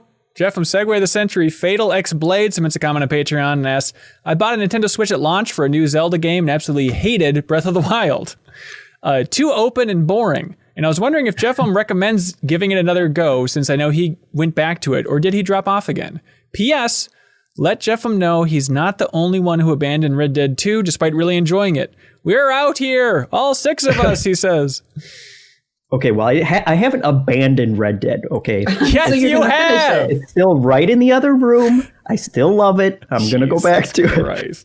But yeah, I mean, I would certainly, if you already have Breath of the Wild, absolutely, just try going back to it. And like I've said in a couple of episodes like this, like it has done wonders for me to go into it with a better impression of what that game is and what it's been trying to do, and that it's not what I thought it was going to be the first time around.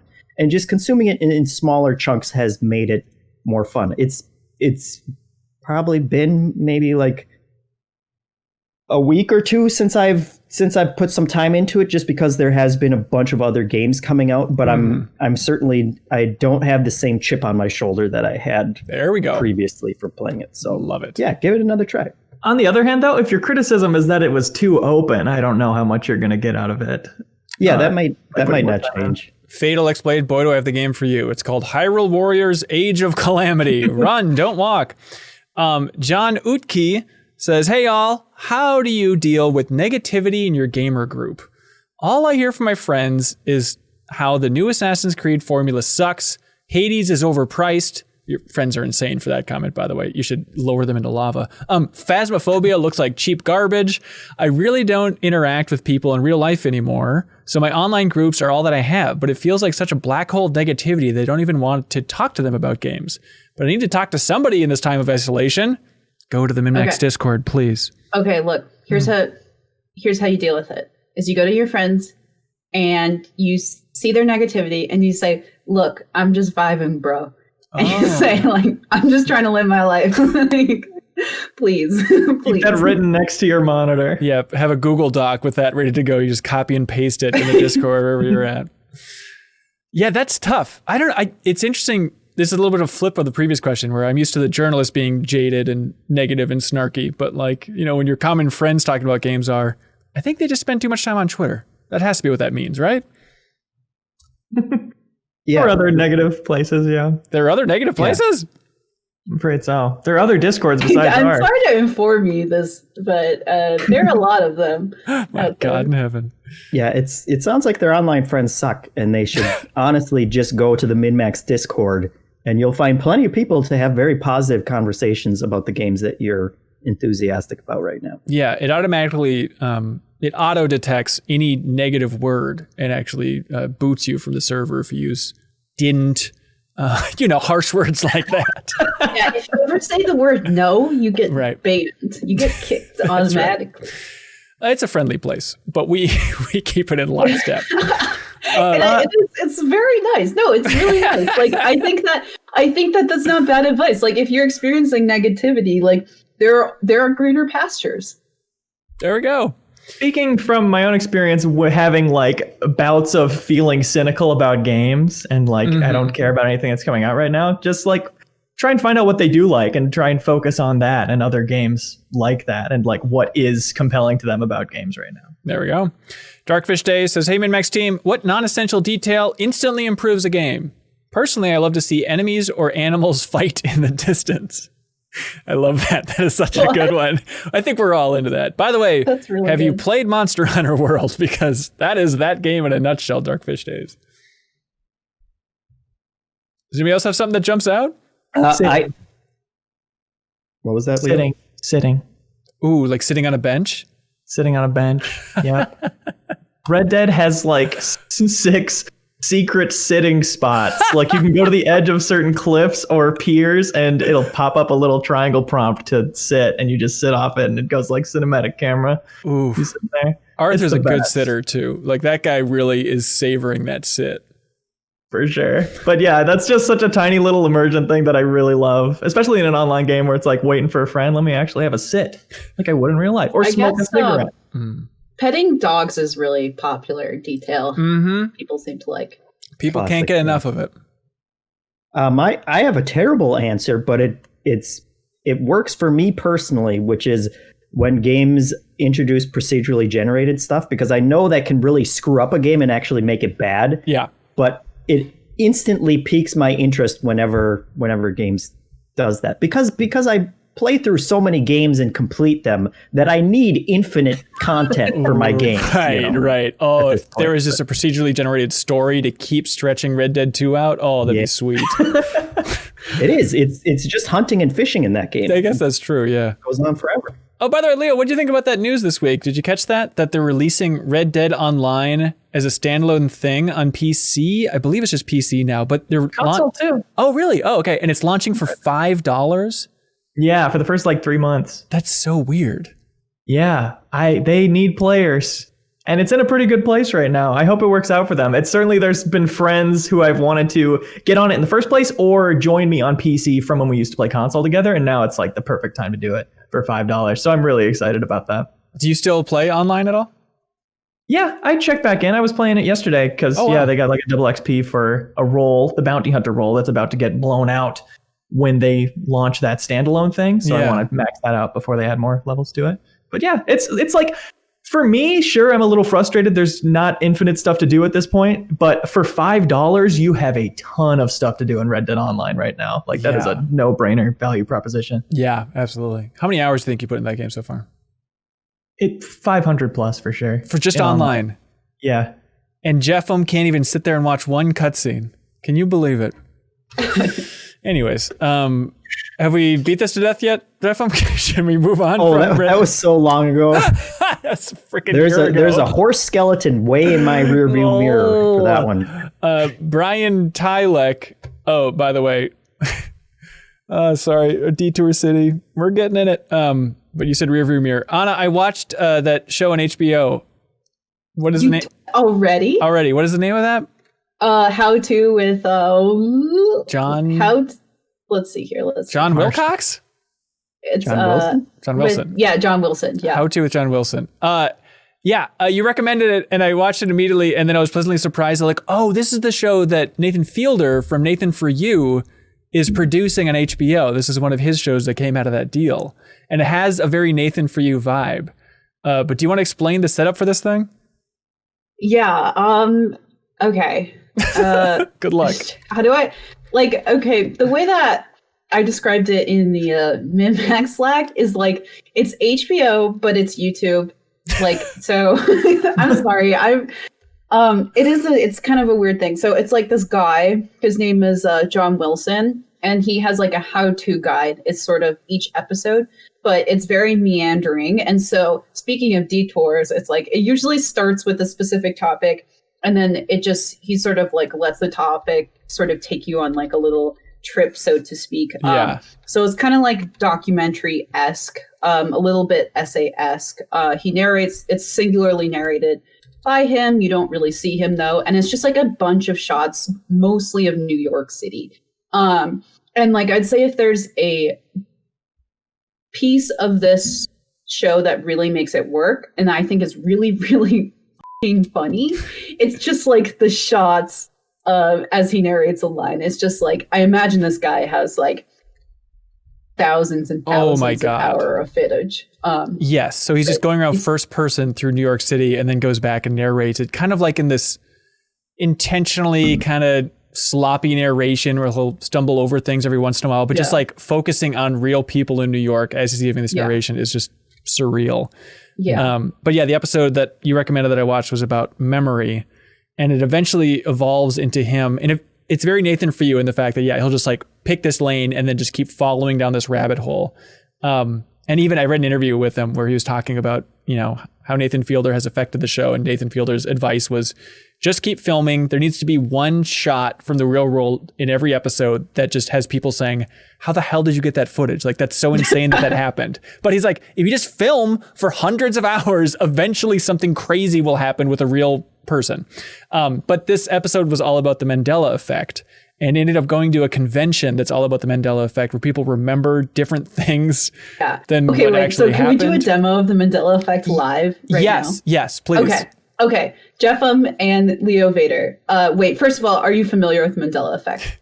Correct. Oh, never mind. Well, okay. Well, we'll still demo it for listeners. Okay. I think there's a way to do it. Okay. How do you spell Bernstein Bears? I mean, that's the classic. You're hip to that one, right? We're hip to that one. You're hip to that one. Okay, that's you know that one. You're hip to that one. Okay, here's one, Anna. Okay. Jeffem, what is the message in a rearview mirror? On the bottom of the rearview mirror. Isn't it on the side mirrors? Yeah, of course. I'm stupid. Yeah, the side mirrors. That's the first test. Objects in the mirror may be closer than they appear. So it does not say may. It says objects in mirror are closer than they appear. But part of the Mandela effect is everybody remembers May being in there. So like at this convention in that episode, it's very funny because people are just like going to the mat that like there are parallel universes. I know May existed in that rearview message at some point. There's a bunch of strange people. And it's handled with like this kind of nice distanced layer. It's not, going too hard making fun of him, which I know some people think Nathan Fielder is a little bit too mean. But have you ever seen Nathan For You, Anna? Yeah, I have. Okay. I haven't seen all of them, but I saw two of my favorites I saw the gas station rebate episode. Amazing. Iconic. Unbelievable. Masterful. And then I saw the Starbucks ripoff. Dumb Starbucks. Episode, yeah. Which is also very good. Still angry that episode didn't win an Emmy. As far as I know, that thing should have just brought home every award TV can offer. Dumb Starbucks is just a legend. Looking back, I'm glad that show went out when it did. It is a perfect 4 seasons. Yeah, right now. Absolutely. Somebody mentioned a rearview mirror. This would make me think of it. Anyways, more importantly, Brian Tylek says, this question is mostly for Jeffem, but I guess everyone can answer if you have an opinion. On a scale of 9 to 10, how excited are you for a new Hero Quest game? Yeah, I saw that news. I guess I'll say 10, sure. I actually didn't play Hero Quest as a kid, so I don't have like that built-in like bloodlust nostalgia for it that some people do. But it is super cool that they are bringing it back and like really blowing it out. Which for everyone else, it's kind of like it was a very early attempt at like a Dungeons and Dragons kind of board game, but like I guess it's not very the Dungeons and Dragons role-playing aspect of it, I don't think is super great. It's just a lot more action focused, and it had a ton of little miniatures, and this was like in the 80s, so that like blew kids' minds. Yeah. But Hasbro's bringing it back and doing the Kickstarter version of it with like a ton of really detailed tiny miniatures and stuff. And so the people who were into it back then are super excited for it. Oh, that's and cool. I'm excited to see what it ends up being like. Yeah, we'll have to get our lawyers in touch with them because it's a little close to the Better Quest name. So not really comfortable with that. When I first saw Hero Quest, I was like, what the hell are they talking about? And that was the first, for some reason in my sleep-addled brain, I was like, are they talking about that show that Kim and Jeff Cork do? Like, there's a sequel to it? What? Oh, by the way, Anna, people watching us live with the Backstage Pass, they asked, what was the name of that show again on HBO? It's How To with, I tweeted about it. John Follow Wilson. me on Twitter. Yeah, with John, How To with John Wilson. And it's on HBO. There we go. Christian Jimenez says, last week I purchased Control and I just happened to get high. I don't do it too often. In any case, though, I really felt like it elevated my experience with the game for the first 2 hours. I feel like the themes and the ideas of Control work really well in this scenario. My question is, why hasn't this topic ever been brought up in games journalism? Is it still taboo for mainstream outlets despite how much more legal weed is? I can imagine that working at Game Informer, this is not an option, but what about now at MinnMax? And what other games benefit from this scenario? Well, the thing is, it's only moral to smoke weed in California and Colorado and Washington, but it's immoral to smoke it here still. Illinois. Yeah, South Dakota yes. now. Yeah, but again, immoral here still. Yeah. Right. So Grizzled Gaming writes in and says, hey, gang. I have always loved combining getting high and playing Hitman. It isn't the reason I love that game so much, but it is a perfect game because it moves at your pace. Like sometimes I'll get high and feel like playing Siege, and then I will just like, zone out for a whole round or whatever. But Hitman, it's like you can really take your time. I think that's what makes it great. I mean, yeah. I'm pretty sure Tetris Effect was designed for this sole purpose, especially since they have Zen modes to play. So that's a great game. Also, Katamari, Damacy? Wow, I forget. Damacy? Yeah. Is that how you say it? Degrassi. Katamari Damacy is an incredible game to play if you want to smoke weed and play a video game. Yeah, it feels like, I agree. It has to be the right combo. And it's like, I sincerely believe that auto surfing in dreams is 4 times better if you're a little bit high. Anything auto is really great if you're high. Like riding a horse in Breath of the Wild is like a very nice thing. I wouldn't know. That's what I was missing the first time I played. Yes. Wait, you played that game sober? Your appreciation for the game will grow like tenfold. Oh my God. Actually, it is like, it's just nice because like the music's nice. You don't need to do anything, like as long as, there aren't, you can just run past it. Right. Just keep running. Yeah. User also. Oh, yeah. Oh, that's true. I mean, That drop makes mix. sense. Yeah, that was ideal. So imagine it's the same case. Yeah, Leo, what do you think about that? Why more outlets don't talk about weed? I mean, they're all based in California, it seems like. So you think they talk about it more? And maybe I'm not listening to IGN and GameSpot stuff enough, but I don't know how much they really address it. Yeah, I don't know, because people definitely do, drunk gaming segments or whatever. I think I see those 10 times as much as I see stoned gaming. I don't know what the reason is. Still more taboo, I guess. Do like Twitch or YouTube have any laws against it or like rules against it? Because it's Twitch technically does. illegal? I think so. Yeah, I don't think you can smoke on air. But I mean, Leo, you had a whole series of getting high and playing Hitman in Minnesota, which I thought was a bold move. Right, Hitman. Well, it was fictionalized. I was playing a character. My friend Joe was playing a character. So I think you just rightfully assume that the weed was fake, and I used makeup to make my eyes look like that. There it is. Yeah, it's pretty funny though, because like Mashable covers a lot of weed sort of news, weed culture, so to speak. They're based at least partially in California, and I feel like they've cornered the market on like weed rating. Just because they're like, yeah, we're gonna lean into this. Don't challenge us. We'll crush you. Grizzle Gaming. If we feel like it. That's right. Grizzle Gaming says, hey, gang. Jeff, when was the last time you smoked weed? I've never smoked weed. Interesting. Sorry. Is there a reason for it? Never? I don't have it. Shrewd. I'm older than you guys. When I was in high school, it wasn't like, hey, everybody just has weed falling out of their pockets all the time, and the vice principal passing it out. I did not smoke weed in high school. He nailed it. Everybody. That's it. Yeah. If it became legal in Minnesota, though, we'd be like, yeah, I guess I'll get high. My wife's a square. We'd never. Okay. Although we have the kid now, so maybe she'd just be pushed to the point of like, whatever, put it in my brownies and we'll actually get a good night's sleep. Yeah, but then she'd like try and smoke the kid. It would just spiral out of control. You never know. Yeah, Right. Yeah. That's a good point. I didn't think about smoking the kid. Hey, Just Chris. stick to wine. I'm good with wine. That's fair. The greatest high of all. Grizzled Gaming writes in. He says, hey, gang, I want to say that I'm very thankful for MinnMax and the community that has sprung up around it. Because of what y'all started, I met a lot of great people over the last year plus, and I've had tons of fun conversing and playing games with them. In a normal year, that'd be great, but in 2020, it's been extra special. Anyway, enough of the sappy stuff. I want to hear everyone's best turkey sounds. Leo, go! Thumbs up. I did not thumb this up. you were springing this. Yeah, on he left this one off the list. Leo, turkey us, baby! I say I'm gonna hit you with this hammer. Foghorn Leghorn, famous turkey character. What the heck? Was this in the list of emails? I don't remember. No, he does this, guys. Oh, I Come can't on. believe it. Surprised with an email. Gobble, gobble, gobble, gobble. That's great. That's great. I think it would be like, woo! All right. Anna, you can just blink twice if you want to pass. All right, great. Philly Yeatstick writes in and says, buckle up, everyone, because we are deep in soup season. What's your favorite soups? And are you into bread bowls? Do you need a sandwich to pair with your soup? Give me your soup deets. Okay, first of all, bread bowls. What? Because I don't need a timer for how quickly I have to finish my soup.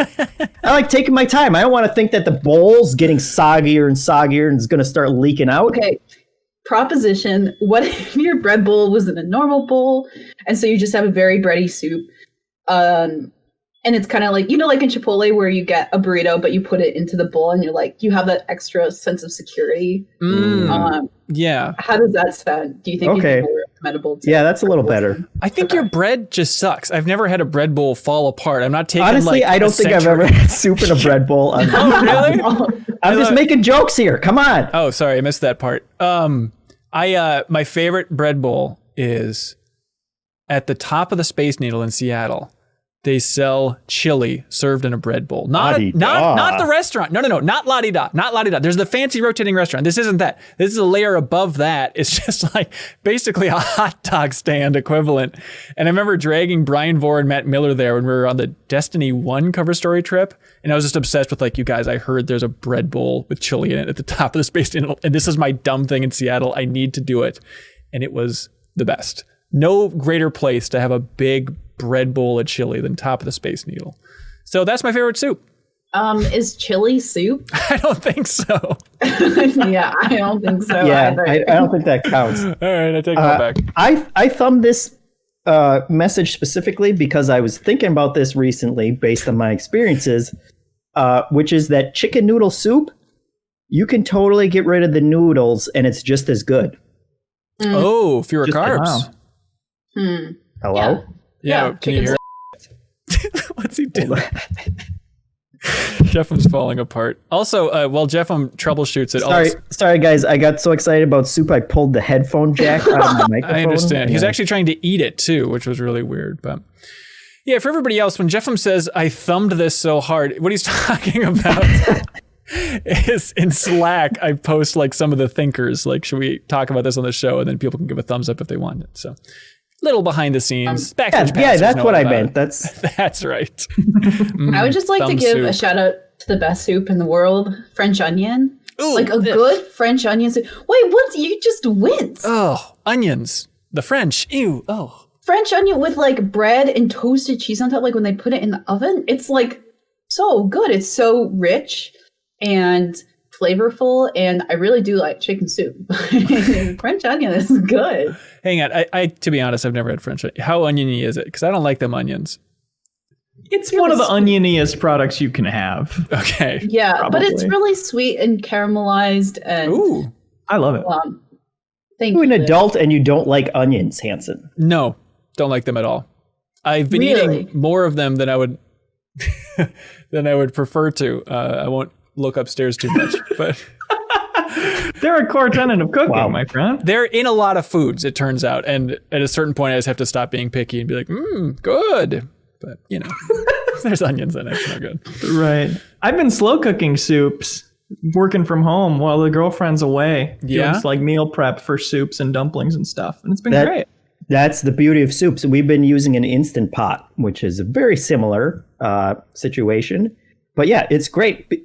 Soup is also like chili. It's one of those magical foods where you can make a big pot of it. Yes. And every day afterwards, it just gets better and better Right. until it's Yeah. actually Yeah, done. yeah, That's rare. Yeah. How many foods really keep that well? yeah. Well, black beans, like my family makes like Cuban black beans, and the beans just absorb more and more of the flavor over time. Ooh, Really good. that's excellent. Yeah. And I will say, in defense of like chili or any sort of bean based dish, like not only does it get better, but you can sort of reconfigure it. Like if you're on day 3 and you're like, I've had this for 2 days in a row. I kind of want something different. Like you could put the chili on pasta, or you could blend up the black beans and use it as chip dip. Like they're very flexible. That's true. food. Good. Anna, is your house on fire? What's that beeping? You can hear it. Okay. I'm sorry. So so basically what happened was we earlier today smelled something interesting, and now the gas company is here. So if that is coming through, how do you think I should deal with It's fine. What is it just a man standing next to you with a gas detector? No, What is it? no. Pointing There at you. actually, there is, I'm in a bedroom, and then there's a door, and then there's a hallway, and then Okay. there's the kitchen.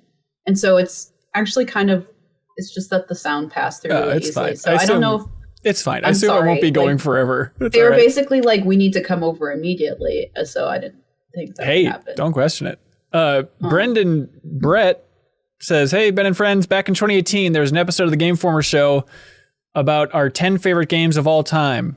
And I wanted to share Leo's list. I was just thinking about this. Really? Can I say my one thing I was thinking about it before? Yes. I was a little fast to put Heat Signature on there, probably. That was from that year. Heat Signature is your number 6 game of all time. Yeah. I have a thing with games where if I play a new one that's like right up my alley, it's like, well, there's never been a game more for me than this. Right. It turns out there have been more, yeah. You put Heat Signature above Tony Hawk's American Wasteland, Tom Clancy's Splinter Cell Blacklist, Rock Band 3, and Rainbow Six Siege. Above Rainbow Six Siege, Leo. That was also a new one. That one I just started at the start of that year. But yeah, that'd be much higher now for sure. Oh, that's crazy. Jeff, any other guesses for Leo's top 5? Did you say a Hitman? A Hitman's got to be on there, Hitman's right? number 1, according to this old list. So number 5, let's go through it. Number 5 is Rocket League. Number 4 was The Last of Us. Oh, fancy lad. Number 3, Spelunky. Number 2, Tabletop Simulator. And number 1, Hitman. Yeah. Should we do this list again, Leo? Yeah, absolutely. Maybe not right now, but like, a future special edition, just we can all run through our top 10 games, see how it's We shaking out. definitely should. And mine are all going to be the same. Perfect. Hey, Got it in one. Speaking of Last of Us, here's some good stuff. Phil Criffo writes in and says, hey, folks, do we know what Bruce Straley is up to? The game director for Uncharted 2, Last of Us, old Naughty Dog employee. He says he tweets a lot about games, so he obviously has love for the industry despite stepping down from Naughty Dog. Do you think he will come back? If so, how and where? It's a great question. It seemed like he burned out from Naughty Dog after Uncharted 4, and then he left, and I think he was talking about collaborating with some friends and maybe helping out with an animated film or something. So it'd be interesting to see him return to the game industry and, what he would try to do. Because with that resume, I'd imagine he could walk into most studios and just start, yelling at people and they'd start listening to you. So he is a a long lost developer in the industry, and I'd love to see him come back. But Phil has a very interesting detail. He says, a little gossip. Bruce Straley and Neil Druckmann, the co-leads for Uncharted 2, Last of Us, they don't follow each other on Twitter. Which my first instinct was like, that's not a big deal. And I went and looked through like Bruce Straley, who he's following, and it's like, it is a lot of folks and not Neil Druckmann. It's odd. I've never heard stories about those two having a falling out, but Bruce left, and I'm very curious what's going on there. Because that seems like, Leo, is it too much to read into? That seems like a pretty sure sign that they're not on the best of terms, right? Maybe they're such good creative partners that they just know what's going on in each other's heads and they don't need to see each other's tweets because they know their thoughts already.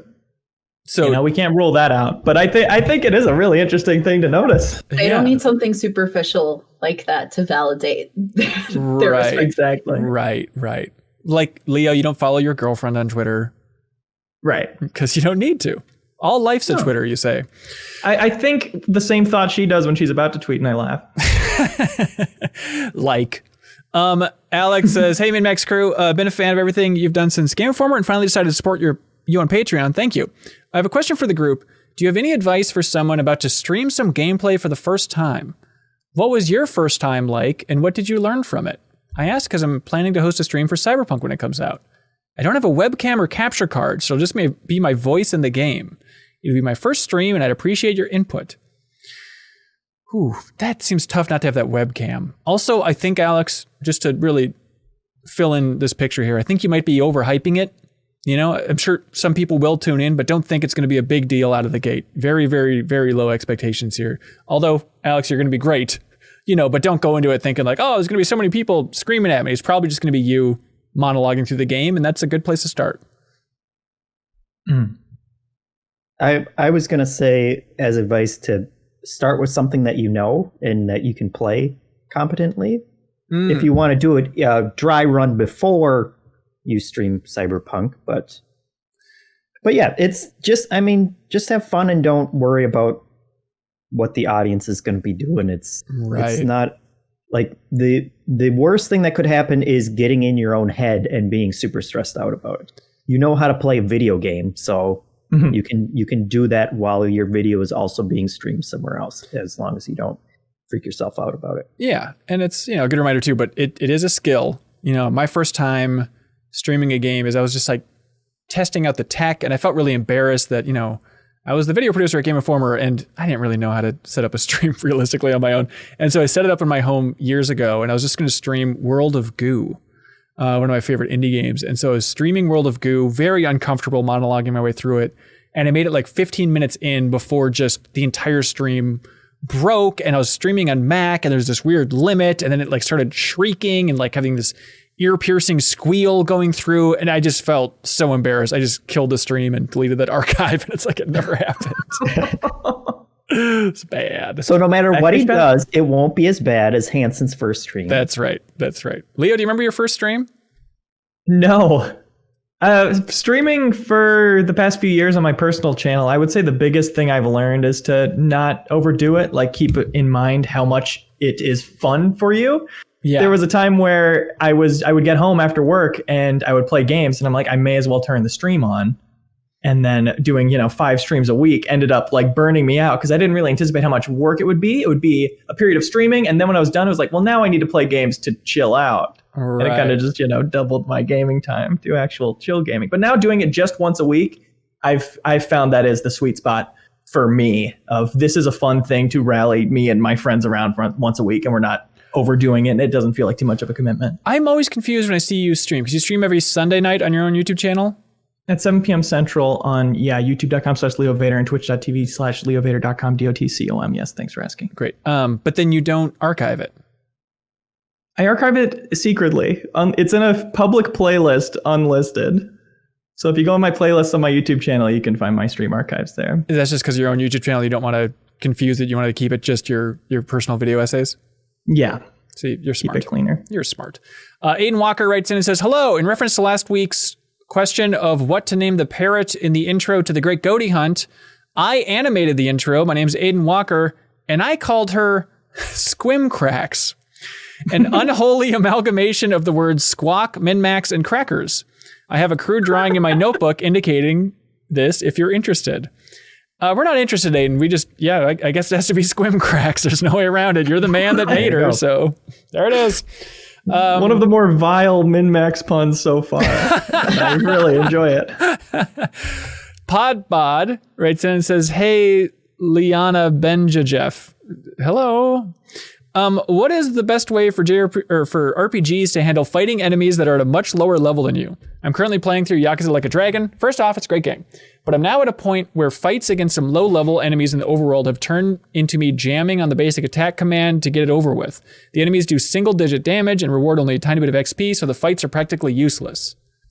This is a classic question. An auto win. That works really well. Yeah. Just like you run into them, screen flashes, you're good. Yeah. Like if you're above a certain level. I guess. Yes, exactly. I'm trying to think, does a certain game come to mind for the auto win? I know I've experienced it, but I can't think of one recently. Not recent, but Earthbound has an auto win. Oh. Honestly, ahead of its time. Like experimenting with turn-based tactics, like it did sort of more with that, both Earthbound and Mother 3. So. Sure.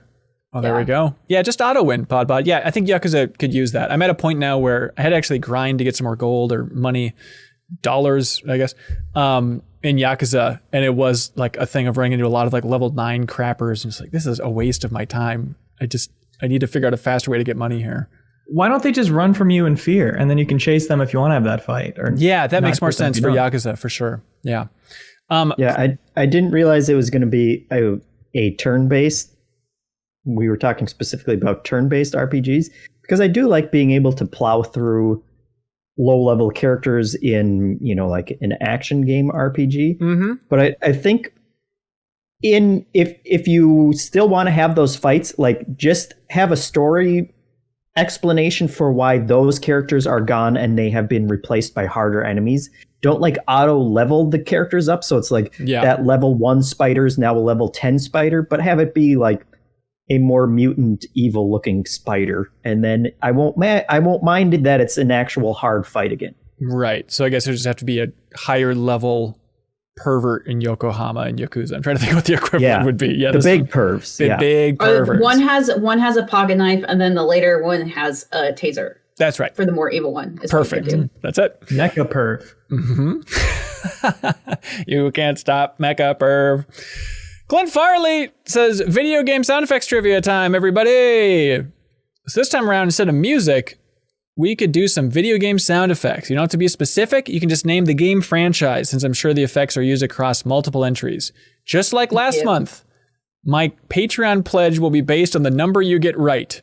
$10 per answer, unless dropping it puts you below 15K. Thank you, Clint Farley. I think this should be a pretty easy one, but we'll see. All right.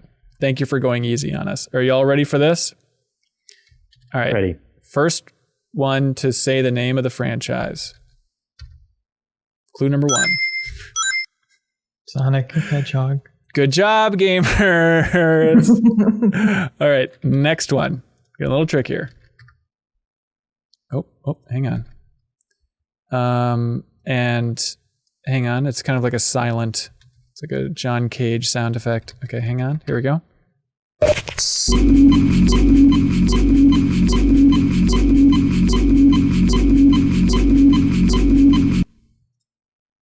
Oh, that's so familiar. Yep, Leo, it should be. Here's the second one. Clue 2, same franchise.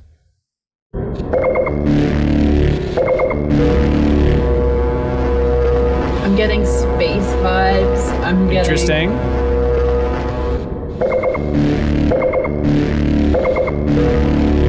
Leo, our Patreon depends on this. Okay, sound 3, Leo. I'm talking to you, Leo.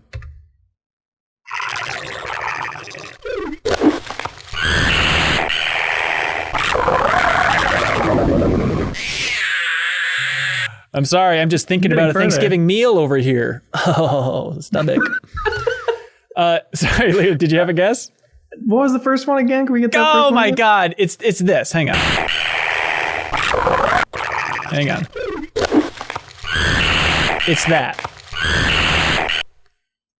Okay, I'll go back to the first one, but It's that. I mean, that seems like the sound from this thing. This is a health charging station. Right. Oh, Metroid Prime? Oh no. Our Patreon's ruined. That was Half-Life. Half-Life, everybody. Oh, yeah. Okay. I only play good games, actually. Sorry. You just reviewed Half-Life, Alex. Okay. All right. Another franchise here. Oh. Damn, that's obvious. I don't know if anybody plays this franchise in this group. Okay. Another iconic sound here.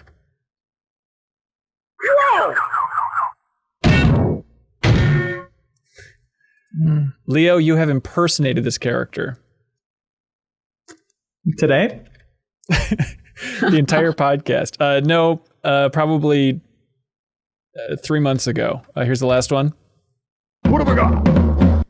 Oh, Crash Bandicoot? Crash Bandicoot. There we go. It was on your final Game Query episode, I believe. Right. And it was too raunchy to repeat here. No, sir. please no. All right. Next franchise. Jesus Christ. All right, we're just going to move on and assume that's I'm a going to win. say Zelda. Hey, good job. Okay, what about this one? He says this one's the easiest. Yeah. Pac-Man. Okay, see, here's the thing, Clint Farley. Your quizzes are either impossible or a cakewalk. You got to find that middle ground. You got to push us. You got to pull us. You got to stretch us. You know, it's got to be a challenge, Clint. But thank you for your support, and thank you for Video Game Sound Effect Challenge. We appreciate it. Favorite question of the week. What do y'all like? I like... Oh, Anna, were you saying something? Yeah, but my mic was like, hey, why don't you not talk today? I said I enjoyed our soup conversation. Yeah, God, soup was surprisingly strong. I liked the way journalists experience games versus gamers, but I think we've talked about that before. Soup was new. The getting high thing, I think, is something we've never really talked about. That was good. I like the negativity in your gamer group one. Yep. You're always screaming for more of it. I like the streaming for the first time, but I think soup was probably the strongest. It's soup, baby. It's soup, baby. Philly Yeet Steak, congratulations. I'm8bit will ship out the soundtrack to Sword and Sorcery. Thank you to I'm8bit. Check out their online store for a bunch of great stuff, including your own copy of that album if you'd like it. MinnMax Feast, all one word, for 10% off. And now it's time for something we call Get a Load of This. Oh, Leo, do you have something good? Oh, baby. I sure do. So this is an interesting article that I remembered recently when talking to friends from 2016. It's on Wired, and it's called The Sadness and Beauty of Watching Google's AI Play Go. Oh. And it's about Google's AI AlphaGo while it was taking over the world. It's now like recognized, or at least a sequel to it is. AlphaZero is recognized as the best Go player there is, but this is about when it was like defeating Go's biggest human champions. Yeah. And it's a really interesting article because it has insights from somebody who is a Go expert, and he keeps describing the AI's moves as beautiful. Like unexpected moves that a human would never do, but it would win with. That he had, at first he was struck that it was just a really odd move, and then he kept thinking about it, and it kept striking him as a beautiful move to make and Go. And it's a really interesting piece about that game and about playing against AI. Classic John Henry stuff. Oh, I love that. I love that idea of this guy being a master of Go and then just seeing a move that is scientifically the perfect move, and it still like strikes his brain as, oh, what is this? It's like, oh no, that's just a number. No, he says he's never seen a human play it, and a human never would play it. It's a fascinating article. Oh, that sounds great. The links are in the description. Jeffem, do you have one? Yeah, get a load of this.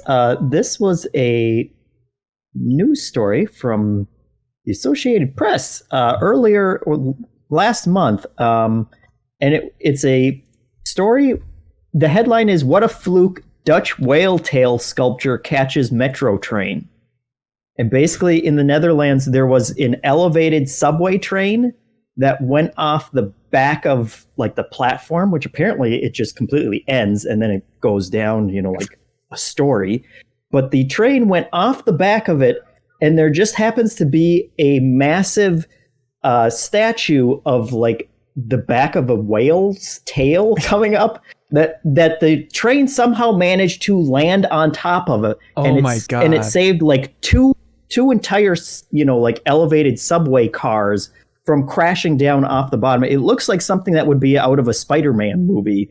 Wow. But they got a whole gallery of pictures of it, and it will blow your mind that something like this actually happened. Okay. Isn't a fluke like a part of a whale or something? I think that's what they were going for. I think Okay. they were being cute with the headline. But yeah. Okay. Double checked in there. Anna, you got one? Yeah, mine is actually like also kind of sea creature themed. Perfect. So apparently sea urchins protect themselves by putting rocks and shells on their heads. So apparently if you give them tiny hats, they will put them on and wear them. So I will send you the link, but there are all these cute photos of sea urchins wearing like, cowboy hats and like a Vikings helmet and like a nice little fedora. Perfect.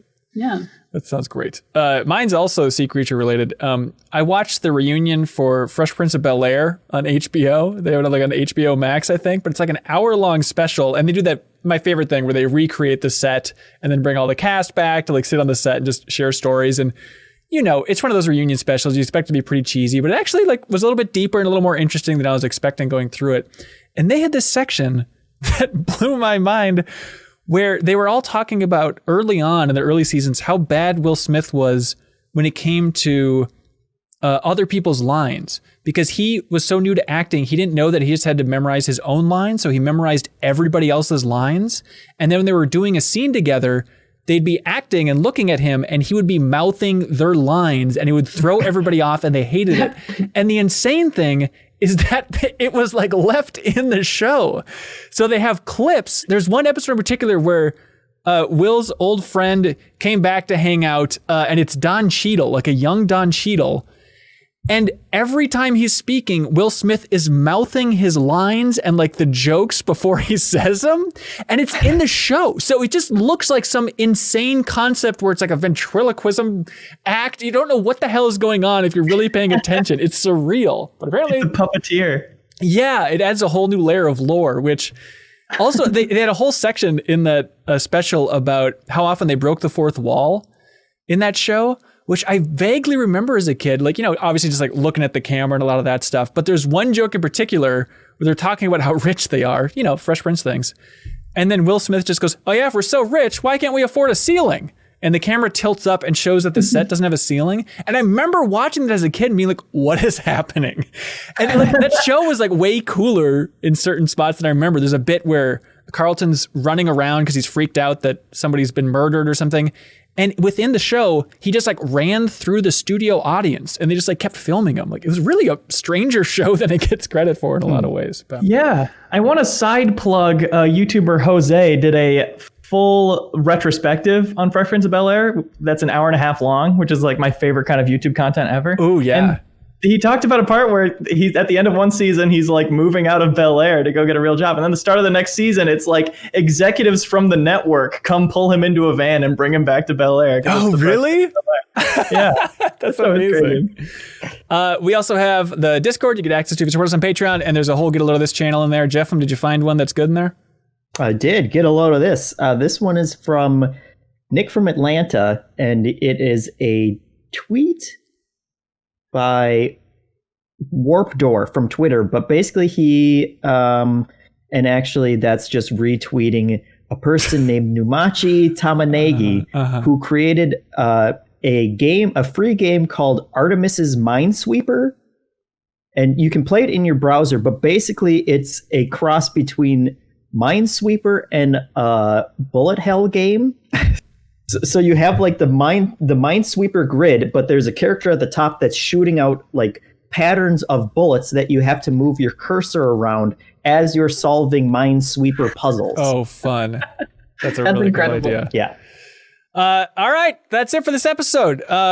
Some plugs. I want to promote the latest episode of Crossfade, our music podcast hosted by Matt Helgeson. John Drake was on it, formerly of Harmonix fame, and he was at PlayStation for a while. Now he's a VP of games over at Disney. And he does a great job in that episode. They review Ziggy Stardust by David Bowie, and it's just fun to hear those two music experts just unload all their thoughts on David Bowie and that album in particular. And John Drake also tells a lot of amazing old stories from being at Harmonix, the development of Beatles Rock Band. You know, just he has so many insane stories from that era of just working with musicians. You know, Paul McCartney's reaction to the way that he played drums on stage live. Like, there's just a lot of very fun stuff in that episode of Crossfade. So you can subscribe on your favorite podcast app. Please check that out. Also, heads up that we have the same with every Sunday of every month, the call-in episode of MinnMax, our Patreon exclusive podcast. And we're going to be recording the next call-in special on Sunday, the 29th.